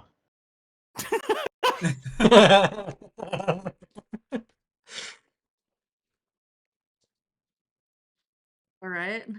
Um, do you know where this did they tell you anything else about this Malin guy? Or how to find him? Or how to get to the peaks? No. So, I should've Branwen, asked. actually everybody, more so Randy, you read the Thariel's Guide to the Feywild, and the Shimmer Peak Mountains are one of the places that the Magic Treehouse of Thariel goes to, Oh. um, as they are. And so, Branwen, you are well familiar, and Seabass is even like, Shimmer Peak Mountains, beautiful place, beautiful. And it is described as a floating mountain range that, while very difficult to navigate, is stunning, gorgeous, and the type of place that you go like when you're ready to die. Like you want to live out the rest of your days in like the world's most beautiful place. It's Florida. Yeah, it's Floating Florida in the sky. floating Florida in the sky. For our viewers, I do not think Florida is the most beautiful place on earth. Just so we all know. It's Tahiti. It's Tahiti. I have a plan. I have a Oh. plan. For mangoes in Tahiti. I don't know. Tahitians? Willem, I gotta say, I'm feeling a lot better about this whole kind of situation. So, like, shit, if we want to do like one or two of your guys' things first, that would be fine. Insight check. Is he okay? 10. He's He okay. seems fine. How long are we cool with Dragon Boss watching everything through Monogam? Do Also, you think you're like that'd dying. be a problem? Oh yeah, I'm also dying. Oh yeah. There's a lot of things Well, happening. we're about to go find a bunch of magic people, so maybe they'll know something. Maybe they can help, but also, I mean, I guess Dragon Boss already knows we're going there because we just talked about it. Draken. Oh. Solid. I feel Draken Boss himself is like low on our priorities list, far, far lower than Dunk dying. Aren't the two The intricate? two are kind of the same thing, right? I It's mean, my Yeah. understanding. Definitely connected, yeah.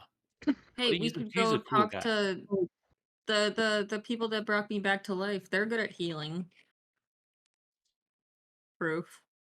Maybe they'll know something. They're also good at giving people traumatic visions and saying that your girlfriend is important, but it turns out your girlfriend is actually your hag mom, and she is important, but not in a good way. And they give you scary visions of her getting swept up by claws, and it turns out she was the claws the whole time. Yeah, if you were to think on that critically, you would know that the claws grabbing Gwen looked just like the claws she grabbed you with. Fuck. I mean, I didn't have a scary vision, so Yeah, you were I dead. mean, no, You were if dead though. yeah, but maybe the scary visions could help us find Theriel. Honestly, super true. Because I asked them for my scary vision, and I saw Dady and Cena. You were there, and that helped a lot in knowing that was eventually going to happen, and it did. Cena goes, "It did."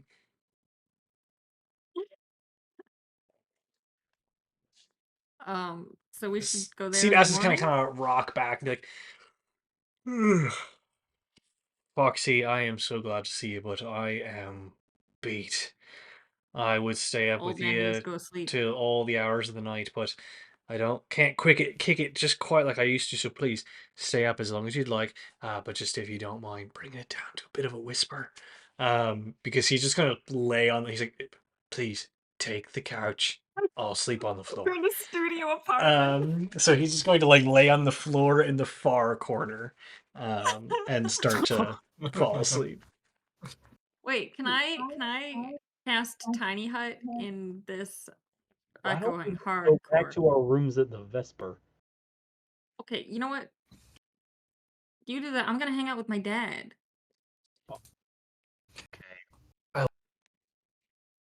I like Seabass. I'm gonna hang out here. He's Well, cool. I'm not just going back by myself.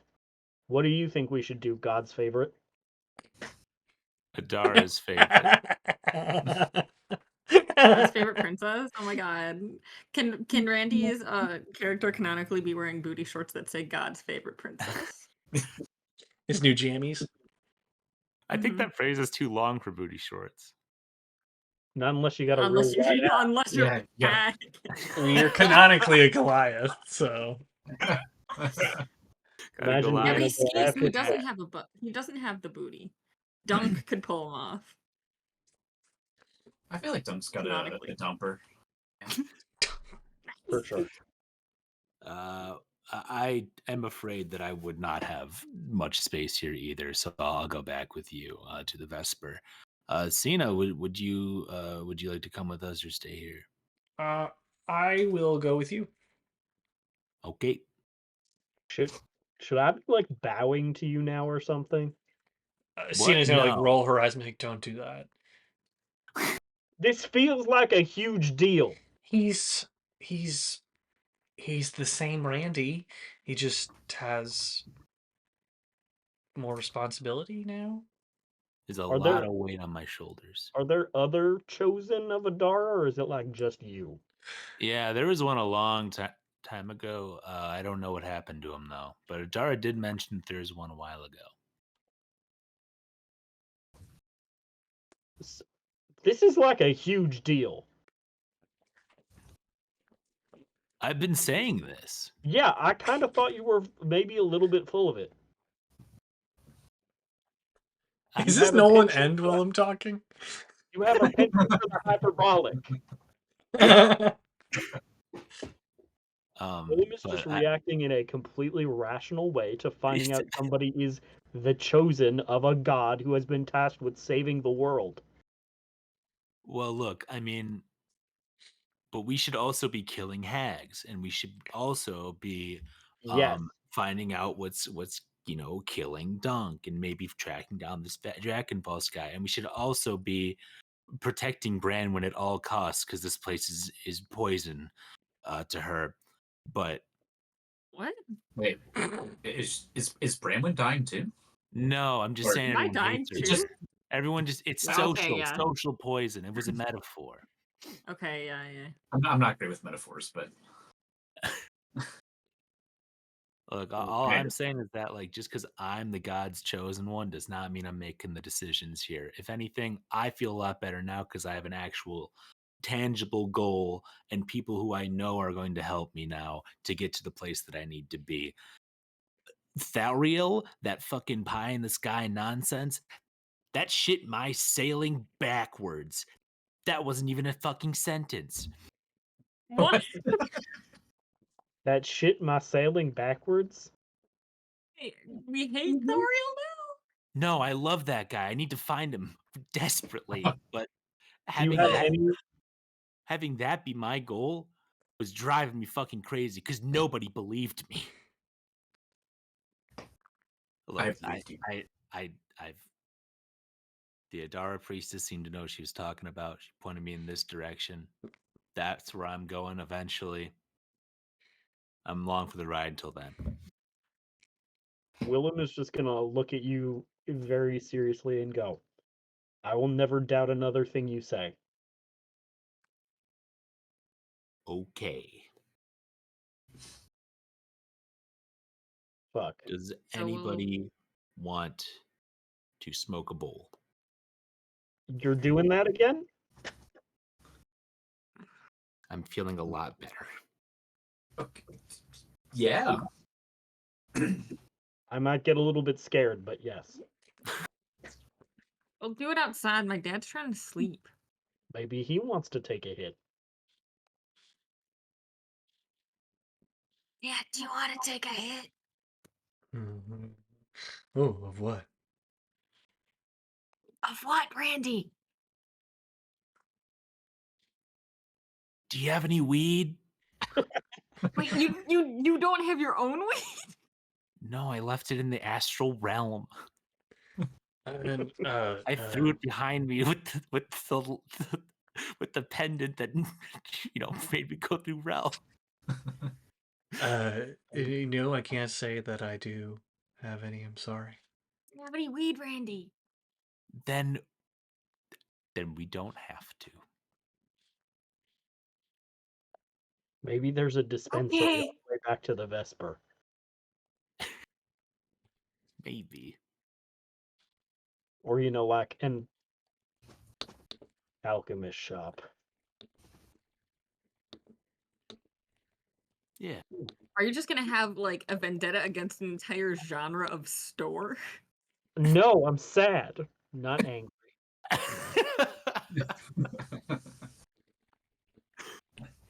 Okay, well, you guys go smoke weed somewhere else. I'm gonna hang out with them. But Dad needs to sleep. He's an old man.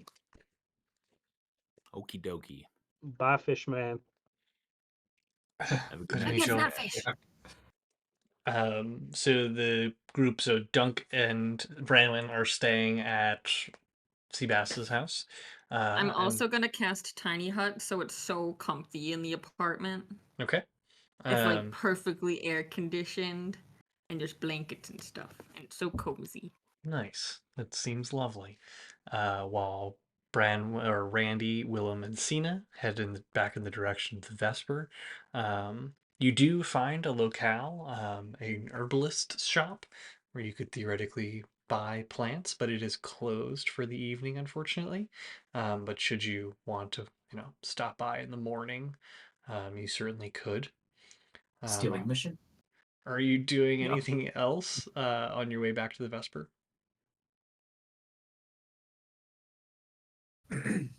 Nope. No. All right. Then I will say everyone gets the benefit of a long rest. We Um, did it! and you awake the next morning. Branwen, your father is already cooking breakfast for you. He's got some crumpets that are toasting in a little cast iron pan. Um, and he goes, "Still take him with blackberry jam like you used to, Foxy?" Always. Good. I'm sorry that your friends didn't want to stay, but just gives me more time to spend with you and your pal Dunk here. Hi, Dunk. Gotta say, I feel a little third wheely, but I'm digging the crumpets.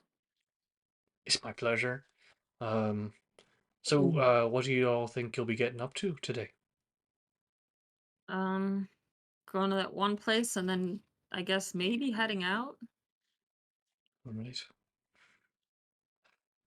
You'll be back soon, right?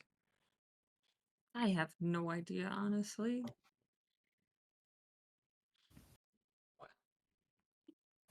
Mustn't sully a good meal with sad news. You'll always have a home here in Silverhaven when you return. I know my daughter's got to do big things. I'm gonna put a little hand on Branwen's shoulder. I'm just gonna be like, I'll give y'all a minute. Thanks again for the great show and the crumpets, my guy. Wait, take some crumpets to go. You can store 'em in your folds. Oh yeah, I will take a small, like a handful of. Why, that's it's quite impressive. Great to meet you, Dunk. You have You my have no thanks. idea how much stuff he has in there. You have my thanks and my love for taking care of my daughter. Branwen, I only wish our time wasn't so short, but can't say how happy it makes me to see you.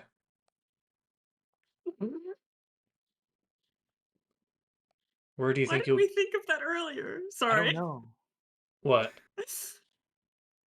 He's our bag of folding. Oh, that's really good. Um, Sorry, continue. where you go to these folks' house, but heard a lot of commotion about what you might be doing next. What do you think?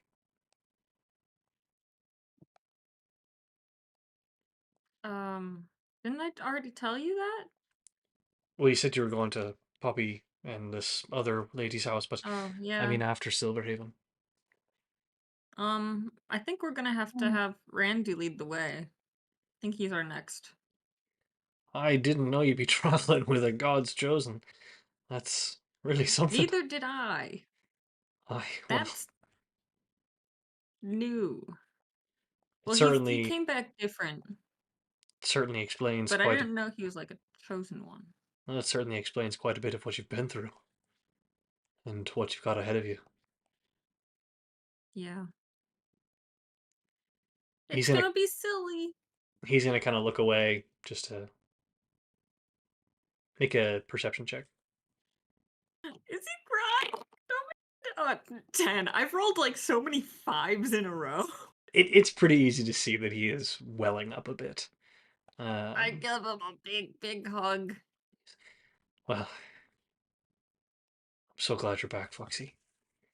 Hey, you can come with us. It'll be fun. My adventuring days are long over. But if everything you say is true, I know nothing bad's gonna happen to us if you're the one leading the way. Oh, okay. You know what? I'm not gonna add anything. We're gonna keep it at that. Well, if you come back to Silverhaven, you always got a friend here. You got family here. You keep me posted where you are, and go see your mother. Don't, don't, don't let what's happening to us ruin your relationship with her. You gotta go your own way, Branwen. Where is she? Just in She's case I do. still in Hyla with Colette. Be a good opportunity to see your sister, right? Oh boy. Well, we'll be getting there eventually at some point. Probably. Fair enough. I love you, kid. Really. I just give him more hugs. It's so much hugs. It's the Midwest. I'm gonna let you go now, but it's just with hugs. Okay. All right. Branwen, or rather Willem, Randy, and Cena, are you heading straight to Seabass's, or are you going to meet them at Poppy and Cleo's house? What is your plan? Um, sea basses first. Meet up with everybody and then go there. Okay. Yep. So you all kind And on of the way, I would like to pick up some fantasy weed at the weed store. okay. You hold on one second. Whoops.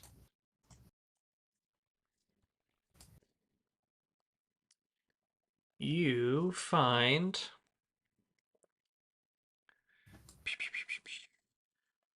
just a moment. $7 Nope. on the street. You find a shop called Aowin's. Um, and as you kind of pass by it, there is a rather like smaller, especially in comparison to the ones that you've seen so far, centaur kind of pacing between very limited shelving and cabinets. Like you get the sense that this store has been designed to accommodate, despite the fact that she is a smaller version of the ones you've seen, quite large form. And as you kind of open the door, she kind of whinnies a little bit and greets you and she goes, "Welcome to Aowin's. Mighty fine to have you in the shop today. Is there something in particular that you're looking for?" Weed, please. a, fa- a fan of the leaf. I understand. Any particular, you're a big fella, anything in particular amount that you're looking for? You got a cost in mind? We carry what, like 100 gold with us or something now? We said from Bank of Dunk. Yes. Okay. You know, enough. M- 2 weeks worth, I guess.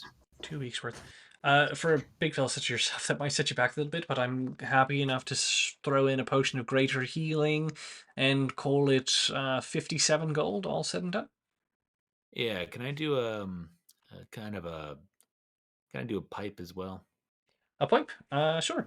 And she kind of gestures to a glass case near the front of the store where there are all manner of pipes, including one in the shape of a horse head, in the shape of a dragon's head, and in the shape of a fish head, Oh, can as I well get as one? standard pipes. But those are the ones Okay. that kind of catch your eye first. Uh, I'll grab one that's like just a fancy looking like, you know, like a Gandalf pipe. Okay. you end up procuring like a long. It looks a bit like Christoph Waltz's in Inglorious Bastards. Like it's really big and meaty at the bottom, and it's in this very like kind of crystalline pink color. And just just we'll call it 60 gold, and you're all set to go. You got it. And I fork over the gold. A pleasure doing Sorry, business with you. John. If you're ever in need of fine herbs, you find Eowyn Fleur. More than happy to help you. Thank you. Um, And we turn and we're on our way. Terrific. You inevitably return to Seabass's place and find Dunk standing outside. And after some bit of waiting, Branwen inevitably comes downstairs. A little bit of tears in her eyes. You can tell she's been crying a little bit. That's fine. Let's go. How was seeing your dad? It was good. You'll see him again. Yeah, I know. Let's just go. Willem will pat Branwen on the shoulder in that sort of there kind of way. I'm not making a big deal out of it. Yeah, let's go. Let's go do. Yeah, quest y'all need things. breakfast, and I'll offer a crumpet from the fold. Yes. Old crumpet. Oh, that looks scrumptious. All right. Go. You all make your way towards the gardens district of Silverhaven, where you recall Poppy and Cleo's house to be. And you walk along the garden path until you arrive at the home built out of a tree that you recall it as, and see the familiar sigil of Morn kind of dangling in the mailbox area. How would you like to approach the house? Whose idea was this? Mine. Willem points at I Branwen. should probably. Looks like you're. I'll knock. Yeah. Knockety knock knock. Knock knock. You hear a little bit of commotion inside the house. And hold on, I need to get into it.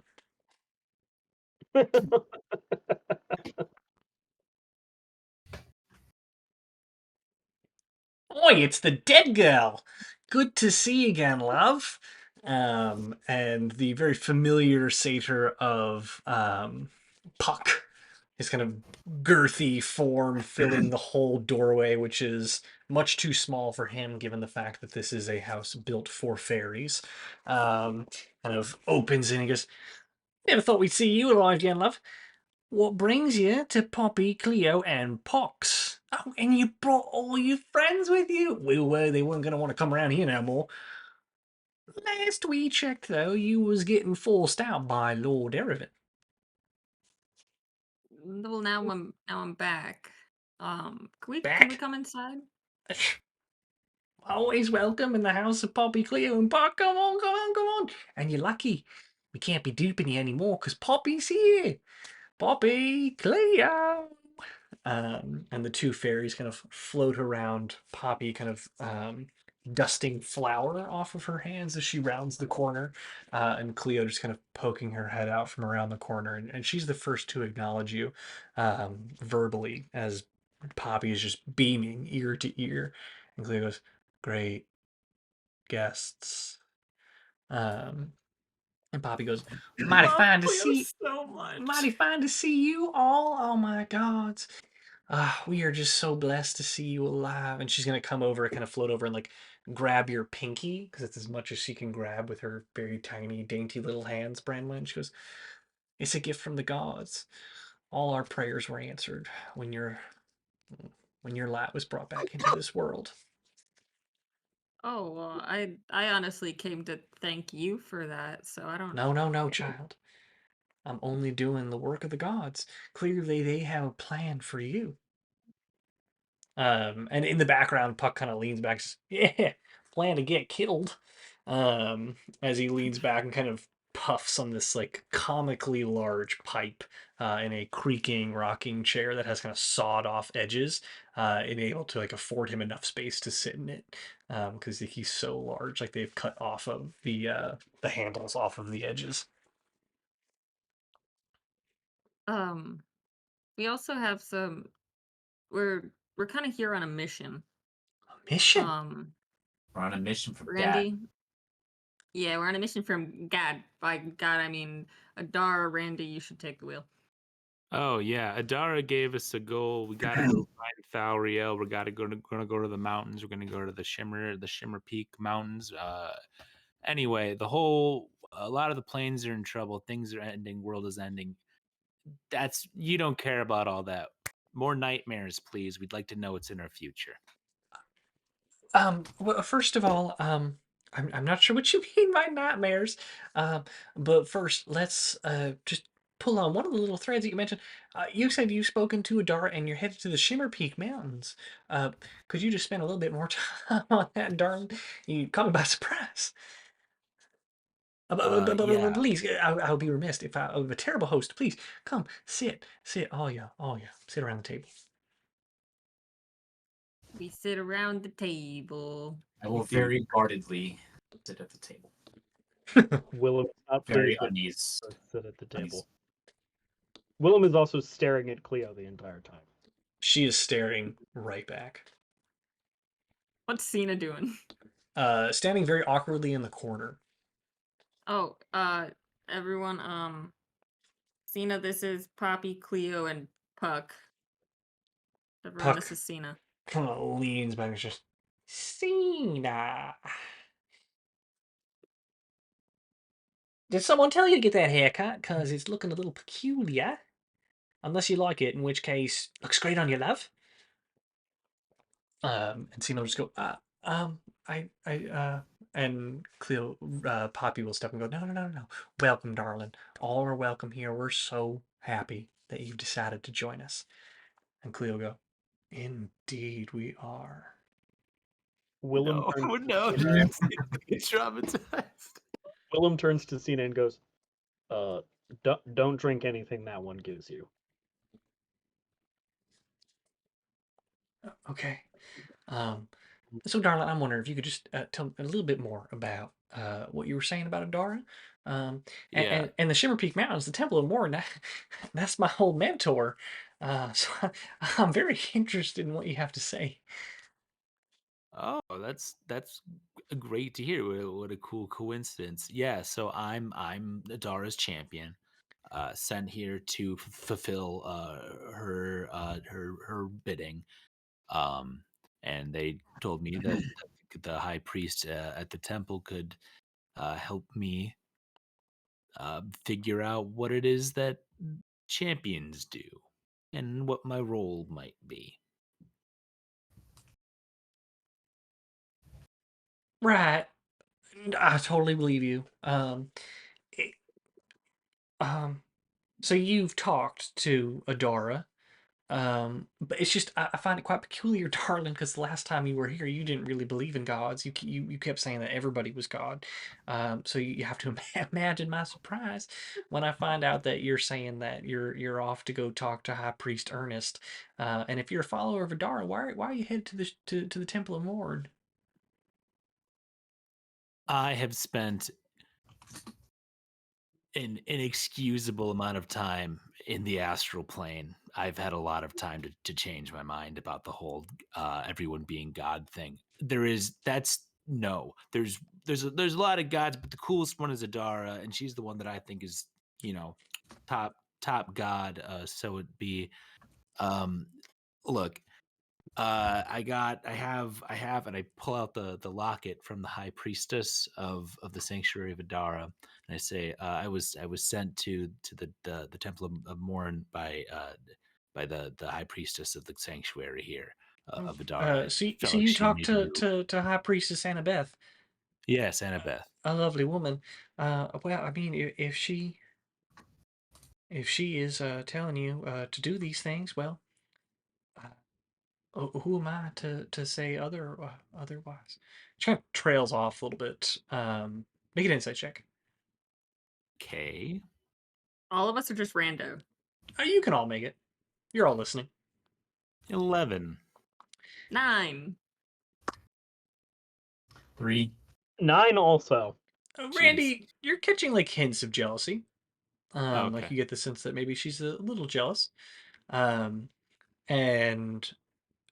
she is about to say something else when Cleo chirps in. She goes, "Pride goeth before the fall. And who's prouder than the gods themselves, I wonder?" If anyone's the least proud god, it's Adara. Still a god. And Poppy will kind of float over and be like, and like kind of interrupt your vision of Cleo. Don't mind her. She's just tired. Aren't we in a house of mourns right now? Well, it is. It's my house. It's our house. And Cleo is my dearly beloved. But she hasn't always, bought into the whole mourn thing. But I love Cleo for who she is. Fascinating. But we don't. Shit. We don't have to worry too much about that. Um, um, uh, uh, she kind of turns her attention to Branwen. She's, how are you doing, darling? I imagine this must be a very trying time for you back home, and perhaps where you might not be super welcome. Oh, I'm definitely not. I Anything mean, it I can hasn't do been for all you. bad. Anything I can do for you. I hope you know you can consider us friends. Friends? Yeah. Friendly. More like permanently indebted to for keeping you alive. Okay, well now I'm starting to. I don't feel indebted to you specifically, but I feel indebted to Poppy. So Not indebted to me. I was the one working all the magic while Poppy here was down at the market. Bit disappointing that you don't remember that. Or perhaps your friends didn't tell you, it was when you had kicked the bucket. So it wouldn't surprise me if you didn't quite recall. When we Wasn't need I to. in the room when that happened and remembered that he was fucking bullshitting all of it? Yeah. Willem is just gonna give a Poppy, dry smile.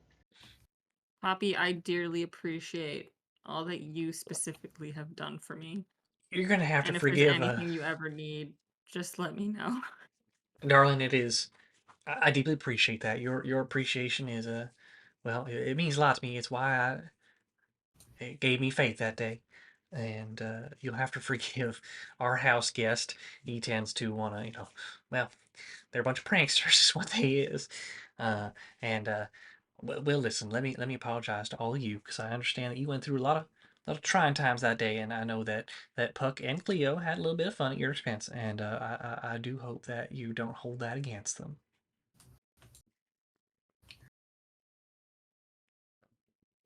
I do. Yeah, I'm a little salty. I liked mine. Well, it's important to remember that none of it was real. Cleo's just they just like to they spike the tea, right? They like to put some, what was it that you said, Puck? Just hallucinogens. Very important to remember No, that. that's not what it was. Yes, it was. It certainly was. I didn't drink the tea and she gave me hallucinate. No, no, no. Cleo will chime in at this point and look at you, Willem, and kind of smile a little bit and just go, ah, man, such a funny thing is time, isn't it? That we might find ourselves sharing the same time. I'm going to reach up and try to grab her. I She smack his hand out of the way. will very dexterously kind of flutter out of the way and kind of I don't even get cross. to make a check. Okay, go ahead. You can roll a dexterity check I'm smacking at Willem's hands down. disadvantage because Branwen is smacking it. Okay, it's not good anyway. She rolled a 26, so it was going to be a very difficult Holy. thing to beat. It wasn't going to happen. Yeah. And she'll kind of just look at you, and Poppy would just kind of again flutter into the space, be like, "Well, we're mighty grateful for you all stopping by, but it's very important to remember that Cleo, she just doesn't take kindly to strangers. and it's just it's really not that. Everything that she says is just she's like a she knows how to read people, right? Like she just pulls things out of the sky. Mine came true. No, it didn't. I highly doubt that it did. No, it did. Cena was in it. Did Right, I Cena? ever tell you all about the time that my old mentor, who you'll have the opportunity to meet there, Randy, he's a really great fella. If you're interested in getting on his good side, he loves to talk about hammers. He really big hammer guy. What's his name? His name is Ernest, High Priest Ernest. Reminds me Right, of this big guy hammer we- guy. Hammers aren't reminds exactly me of my this guy thing, we but met who really respect. liked wheels. Everybody's got their thing, I suppose. Hey, can I insight check Poppy and Cleo about every time that I say something that's like, I don't know, they're being weird about what I'm saying. You can make an insight check.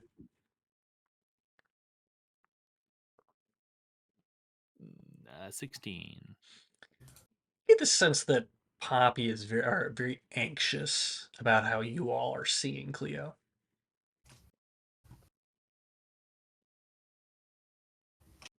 I look at Cleo.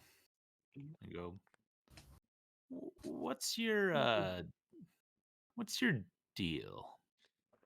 She raises an eyebrow and she goes, "What do you think my deal is?" Poppy is You're very kind of anxiously standing behind her, like you're some kind of time wizard. I'm wizard. just the first thing that came to my mind too. No, not a time wizard. Would you like to be? You're not a hag, are you? No, no hags in Okay. this house. Set check.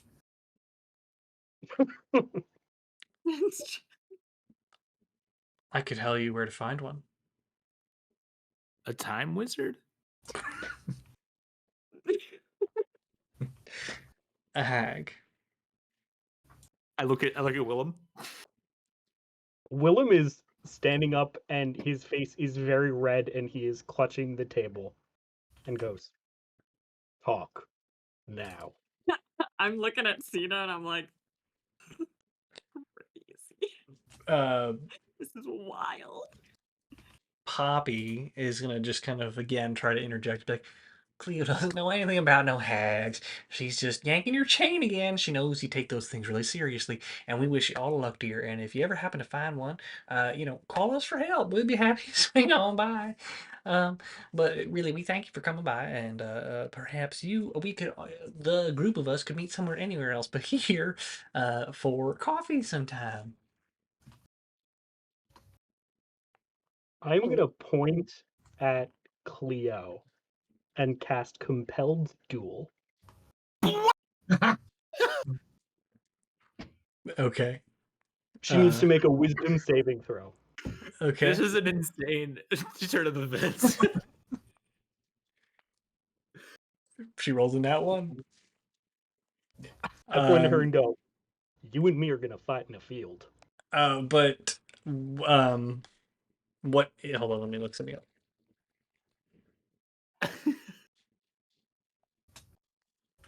I lost my mouse. There it is.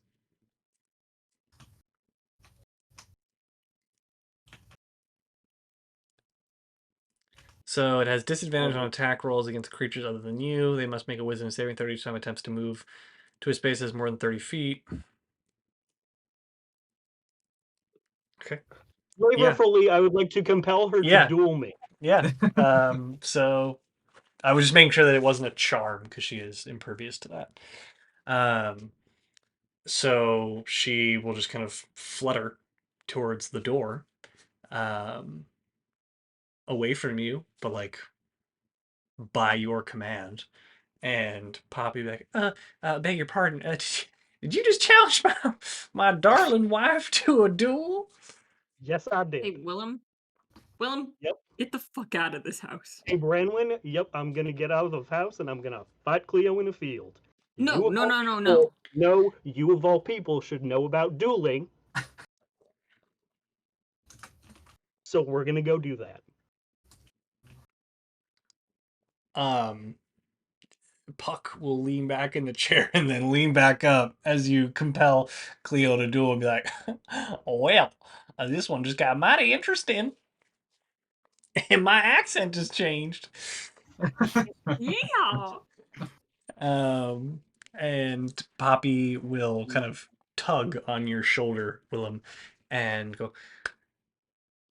I urge you not to do this, and I really understand where you're coming from, but I would deeply, deeply, deeply appreciate if you were to end this right here. She is my darling beloved, and she kind of pauses. She can't control these things.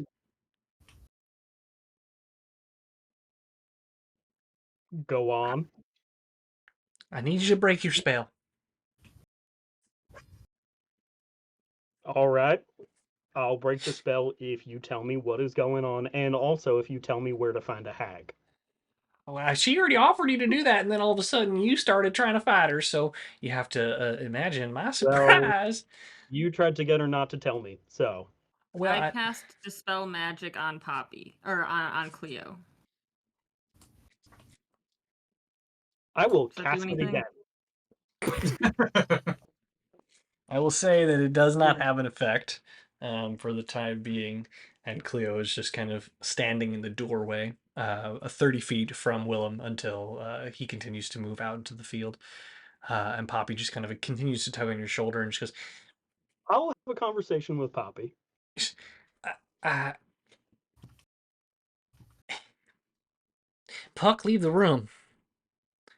And Puck will go, already know all about it, mate, but she is. And he's going to like creak up from the chair um, and leave the room and close the door. And she'll look at you all and she goes, no, what Cleo provided you was not hallucinogenics. She's a seer.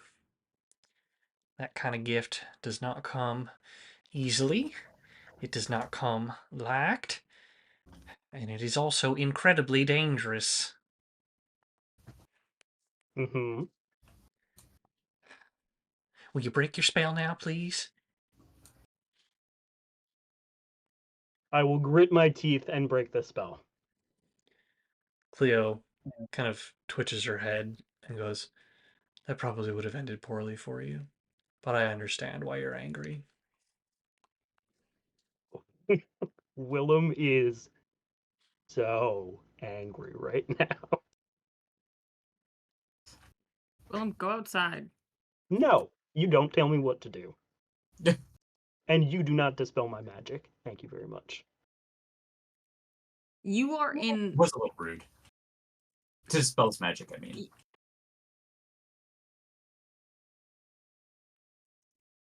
Both of you leave this place. Get out of here. No. I'm having a conversation with Poppy now. I am calm. Well, perhaps it's best if I'm not the one that shares all the details. But listen,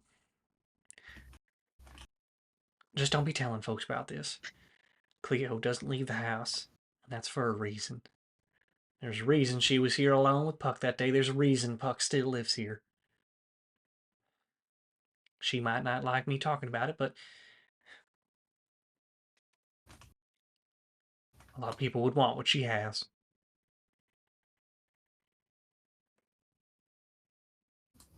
Yeah, secret safe with us. Cleo's not being trafficked, right? This is Nolan. Cleo is not being trafficked. Okay. Cleo has a And wife who loves her. yes, and Cleo will kind of look to you and she goes, and like she just her gaze is just like vacant. Like she seems like perfectly unaffected by everything that you have attempted to do, and what Poppy is sharing. She's, I wouldn't really describe it as a seer, but I can delve into your thoughts. I can see your memories. I can see what's to come. So I guess it's kind of like a seer. But most of the time, I'm just twisting things I see. At least I think I am. But sometimes. Are you doing that intentionally? I think sometimes I am. But sometimes, maybe not. It's usually when you don't think you've seen something yet. What did you see? And she looks to Randy. Oh, I saw Dady and Encina here making a deal. And had you met him And yet? No. You see what I mean?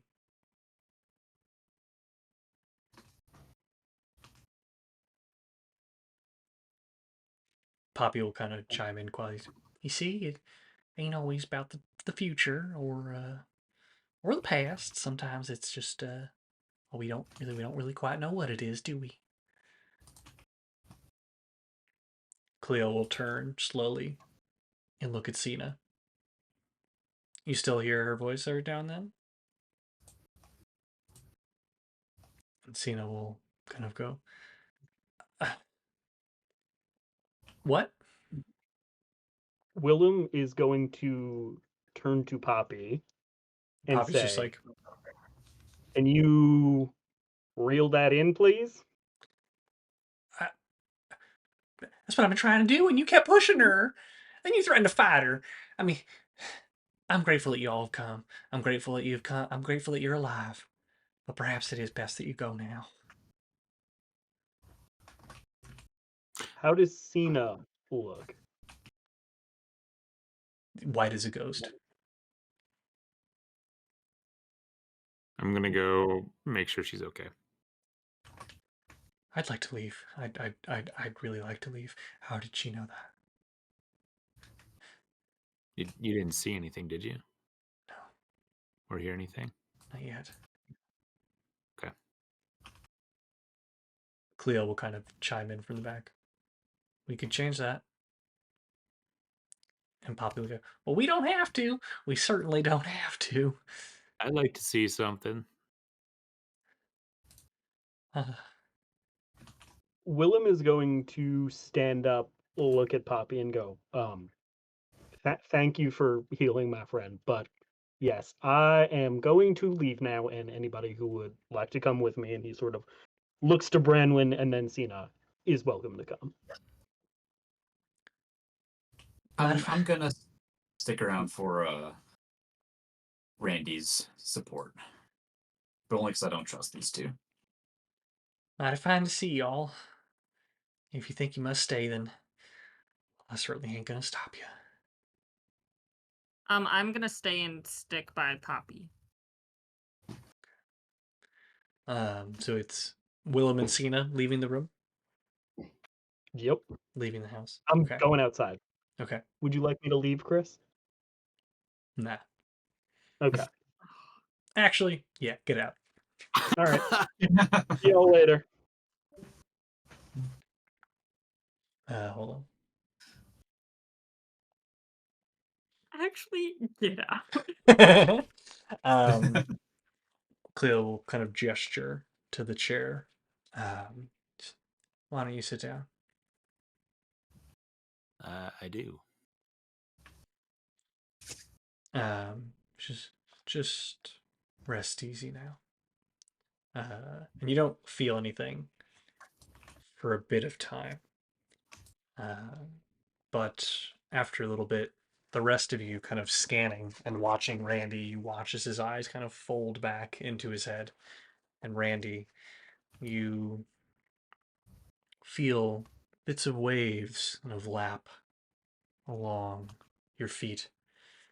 And as you kind of open your eyes and gaze out, a familiar scene unfolds before you, the water rushing around your feet, the ability to see out into the abyss, the water kind of falling off and going into nowhere in a great just beyond that you could never seem to reach even if you tried.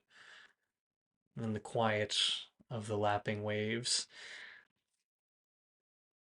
a familiar visage appears before you. Adara materializes before you. Randy, you've been busy. Yeah. I can tell Good to you are see not you. quite here. How are you No, this managing to commune with me? as far as I can tell, this strictly is not real, but it's good to see you anyway. What is real and what is not is up to you to decide.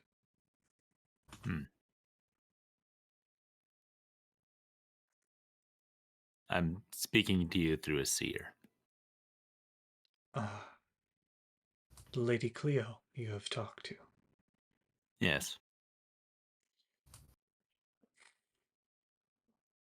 I'll be honest, I had hoped that your path would not lead you there. Why is that? Cleo holds a darkness within her. There is power in her ability, but there is also great, great evil. You have saved Cena, for now. But Cleo Mistfilly manipulates the mind. She manipulates dreams. And in doing so, she can write new paths. She can see and manipulate the future. Beyond her will, though. It is Got unclear it. to me that she holds this power willingly. But the one that you fight against will seek it as well. And who is that? I know I've asked before. It is not for me to say. But you know now that you are not my first champion, I do. and that there were others. You have seen another. You visited their final resting place. And in the moment the vision changes, and Adara starts to fall away, and you find yourself situated in the Wathamwood ruins once again, in the same room where you leapt through the planar amulet that you leapt away from. And you look down at the corpse and the kind of skeleton in the sarcophagus, and the skeleton itself begins to materialize. Flesh grows upon the bone. Resplendent armor drapes itself over the flesh, and white wings sprout from its back in the peculiar bone structure that everyone kind of noted. And sitting in the tomb is just a stunning pointed ear woman with flowing blonde hair pulled into neat, tight braids. And she kind of raises herself from the sarcophagus and looks at you, almost through you, passes through you, and picks up a diadem off of the counter and places it atop her head, and then leaves the room as the vision begins to fade. And you find yourself once again in the kitchen of Poppy and Cleo Mistfilly.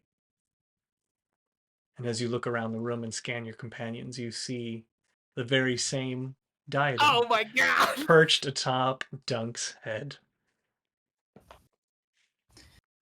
Does did Dunk see all that? He did not. Okay. My eyes just go super wide. I turn to Dunk and I go, "Can I have that?" I point to that. Yeah. You put it on. Okay. You don't notice anything to begin with. Okay. Th- This um this belonged to the previous Adara champion. Yeah. Okay. Done. Okay. What? What was her name? Alari? That's Alari's? Yeah.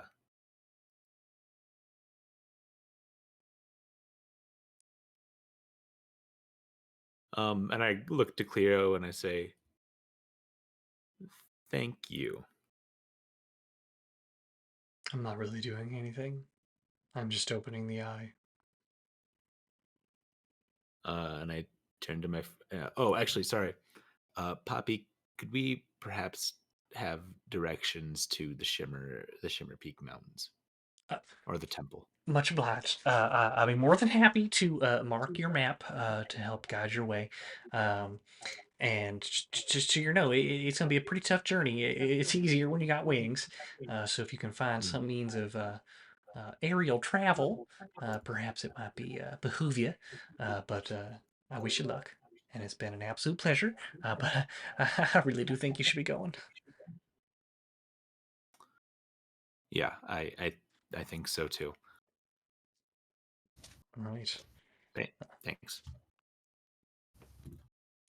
So I will say that you leave Poppy and Cleo's house and find yourself. Let me turn Nolan back on. And I stay back just to apologize profusely. got it. Poppy will. It's perfectly fine, darling. It, just please don't tell folks about this. Cleo No, is. was not planning on it. We need to protect her. Cleo just kind of mutters, just, Yeah, "It's fine. I like never leaving the house." And she kind of flutters off into a different room. She goes, "I love her, and I'd die before someone found out about this." no, we won't. We don't, and we won't tell anyone. Thank you. Thank you. I'm sorry. I did not know that they were gonna do It's that. all right. It's all right. You weren't there. I understand that it's a traumatic experience. I won't apologize for it. It's who she is. She can't help it. But I appreciate where they're coming from. Okay, and yeah, I leave. And yeah, you're all standing outside of Poppy and Cleo's house. Willem, the first thing you make a perception check. 15. You immediately notice that Randy is wearing the diadem that you claimed from the Wathamwood ruins instead of Dunk.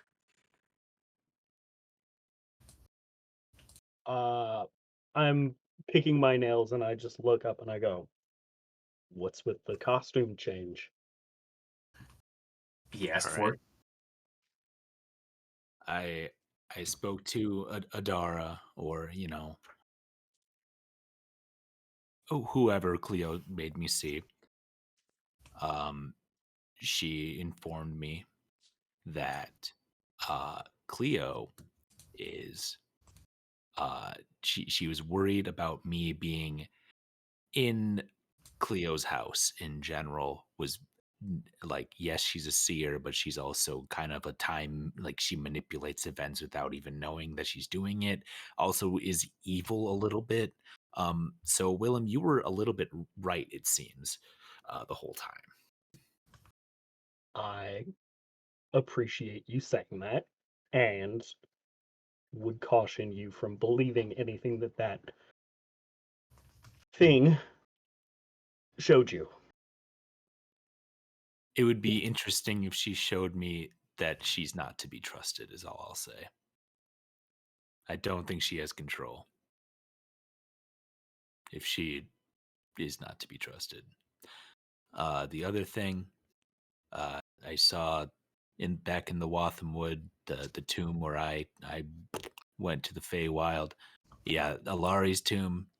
She was the first champion of or at least the previous champion of Adara, and this was her thing. So I figured, if it's okay with you, Dunk, I know you've been wearing it, but if it maybe I could wear it. I don't know. You It's say, well, it's already on your head. yeah. It seems like You know what? I think it looks better on you anyway.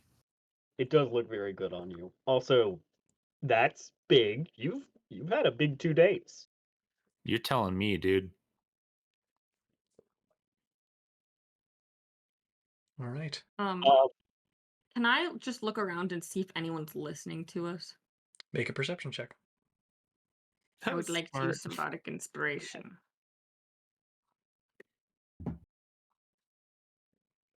I'm doing inspiration with it. Yes! Yes! Okay. Time to do math. 23. As you kind of scan the surroundings, you kind of pass over woods on the edge of the clearing because you're not far from the edge of the city here, and as you pass over it kind of nonchalantly, but then something catches your eye and kind of compels you to look back, and you see a familiar satyr creeping behind the trees about 200 yards away. I just go walk up straight to him. Branwen, not your usual disguise. How can I be of service? How long have you been standing right there? Wouldn't you like to know? Yes. Why are you here, Branwen? Is this just a sightseeing tour of the day you almost died? Perhaps you would have been Little bit. better off dead. I went into that house to thank the people that brought me back. How long were you standing there? Long enough. What did you hear? If I'm being honest, not much. You're all far enough away. Hard to get close when there's no good places to hide behind. Insight check. Dirty 20. He's telling the truth. Now, I've told you something. So tell me, why are you back here? I don't think that balances out. I think that you'd have to give us a little bit more if I was to tell you why we're here. What do you want to know? Ooh. That's a great question. I want to know.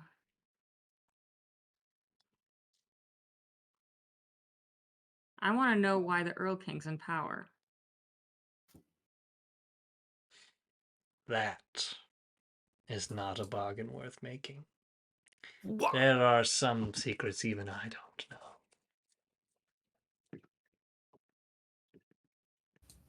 But I'll give a dog a bone, as it were.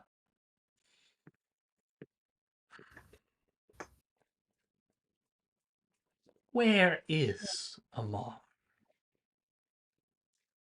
We haven't seen him in quite some time, have we?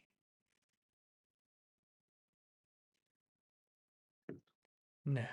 I've been told that before. Why That's something I are already know. you drive a hard bargain?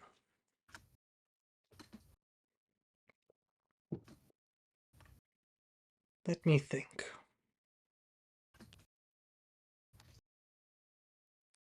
He's just kind of like standing there, noodling away. Just, Ah, perfect. How much do you care about that little horned friend of yours?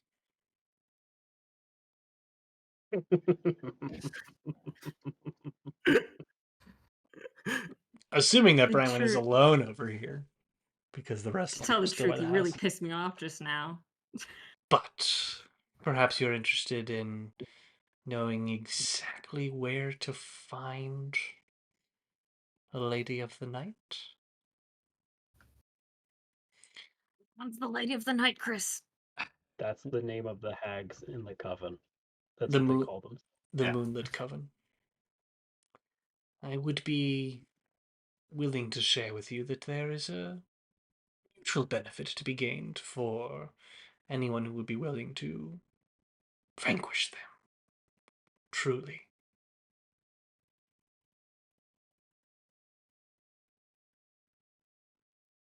Off whose dime?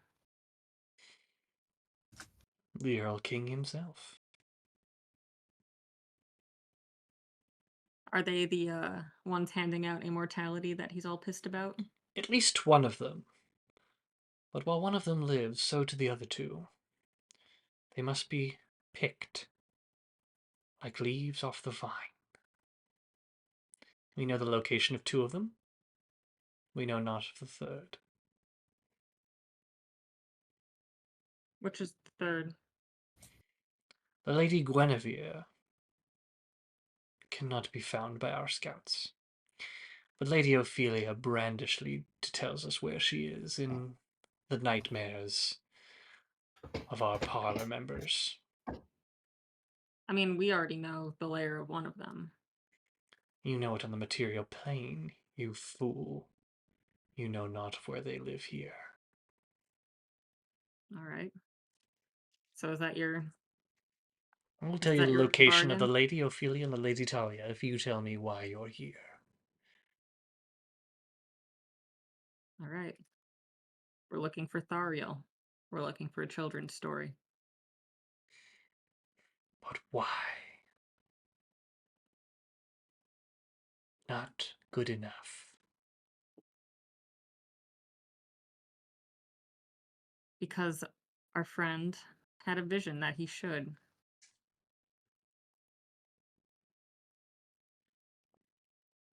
A vision to go looking for a children's story. There's something weird happening in the material plane, and we're trying to solve it. And when that thing is I am done, really here on business. true enough, you'll find the Lady Ophelia in the Whisperwood Swamp. It's several days' ride out of Old Hallow, and not far from the Shimmer Peak Mountains. Lady Talia is harder to find. We have reason to believe she's in Old Hallow itself.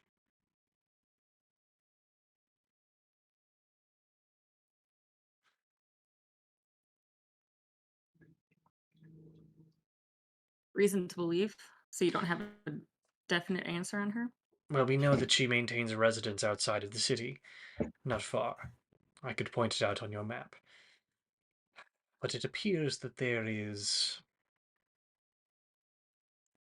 a spy in the Earl King's midst, aiding and abetting.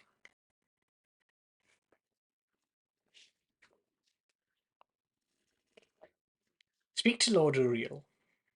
He will see to it that you have an audience with the Earl King. Would that be before or after we go kill hags? I think it would be prudent for you to have something worth showing him. The Lady Ophelia, perhaps. Or you could try your luck talking him to him directly. That's a bit above my pay grade.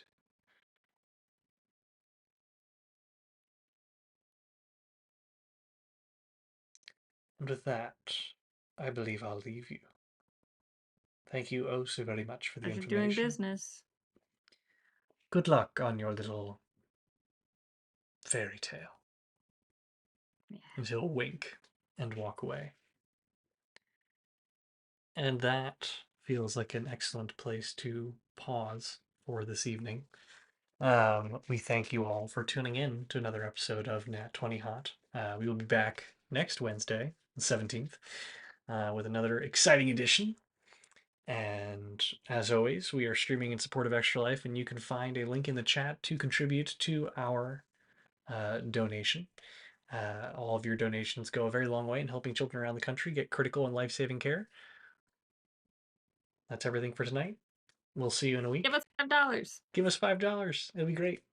And we hope you all have a great night, great weekend, great lives.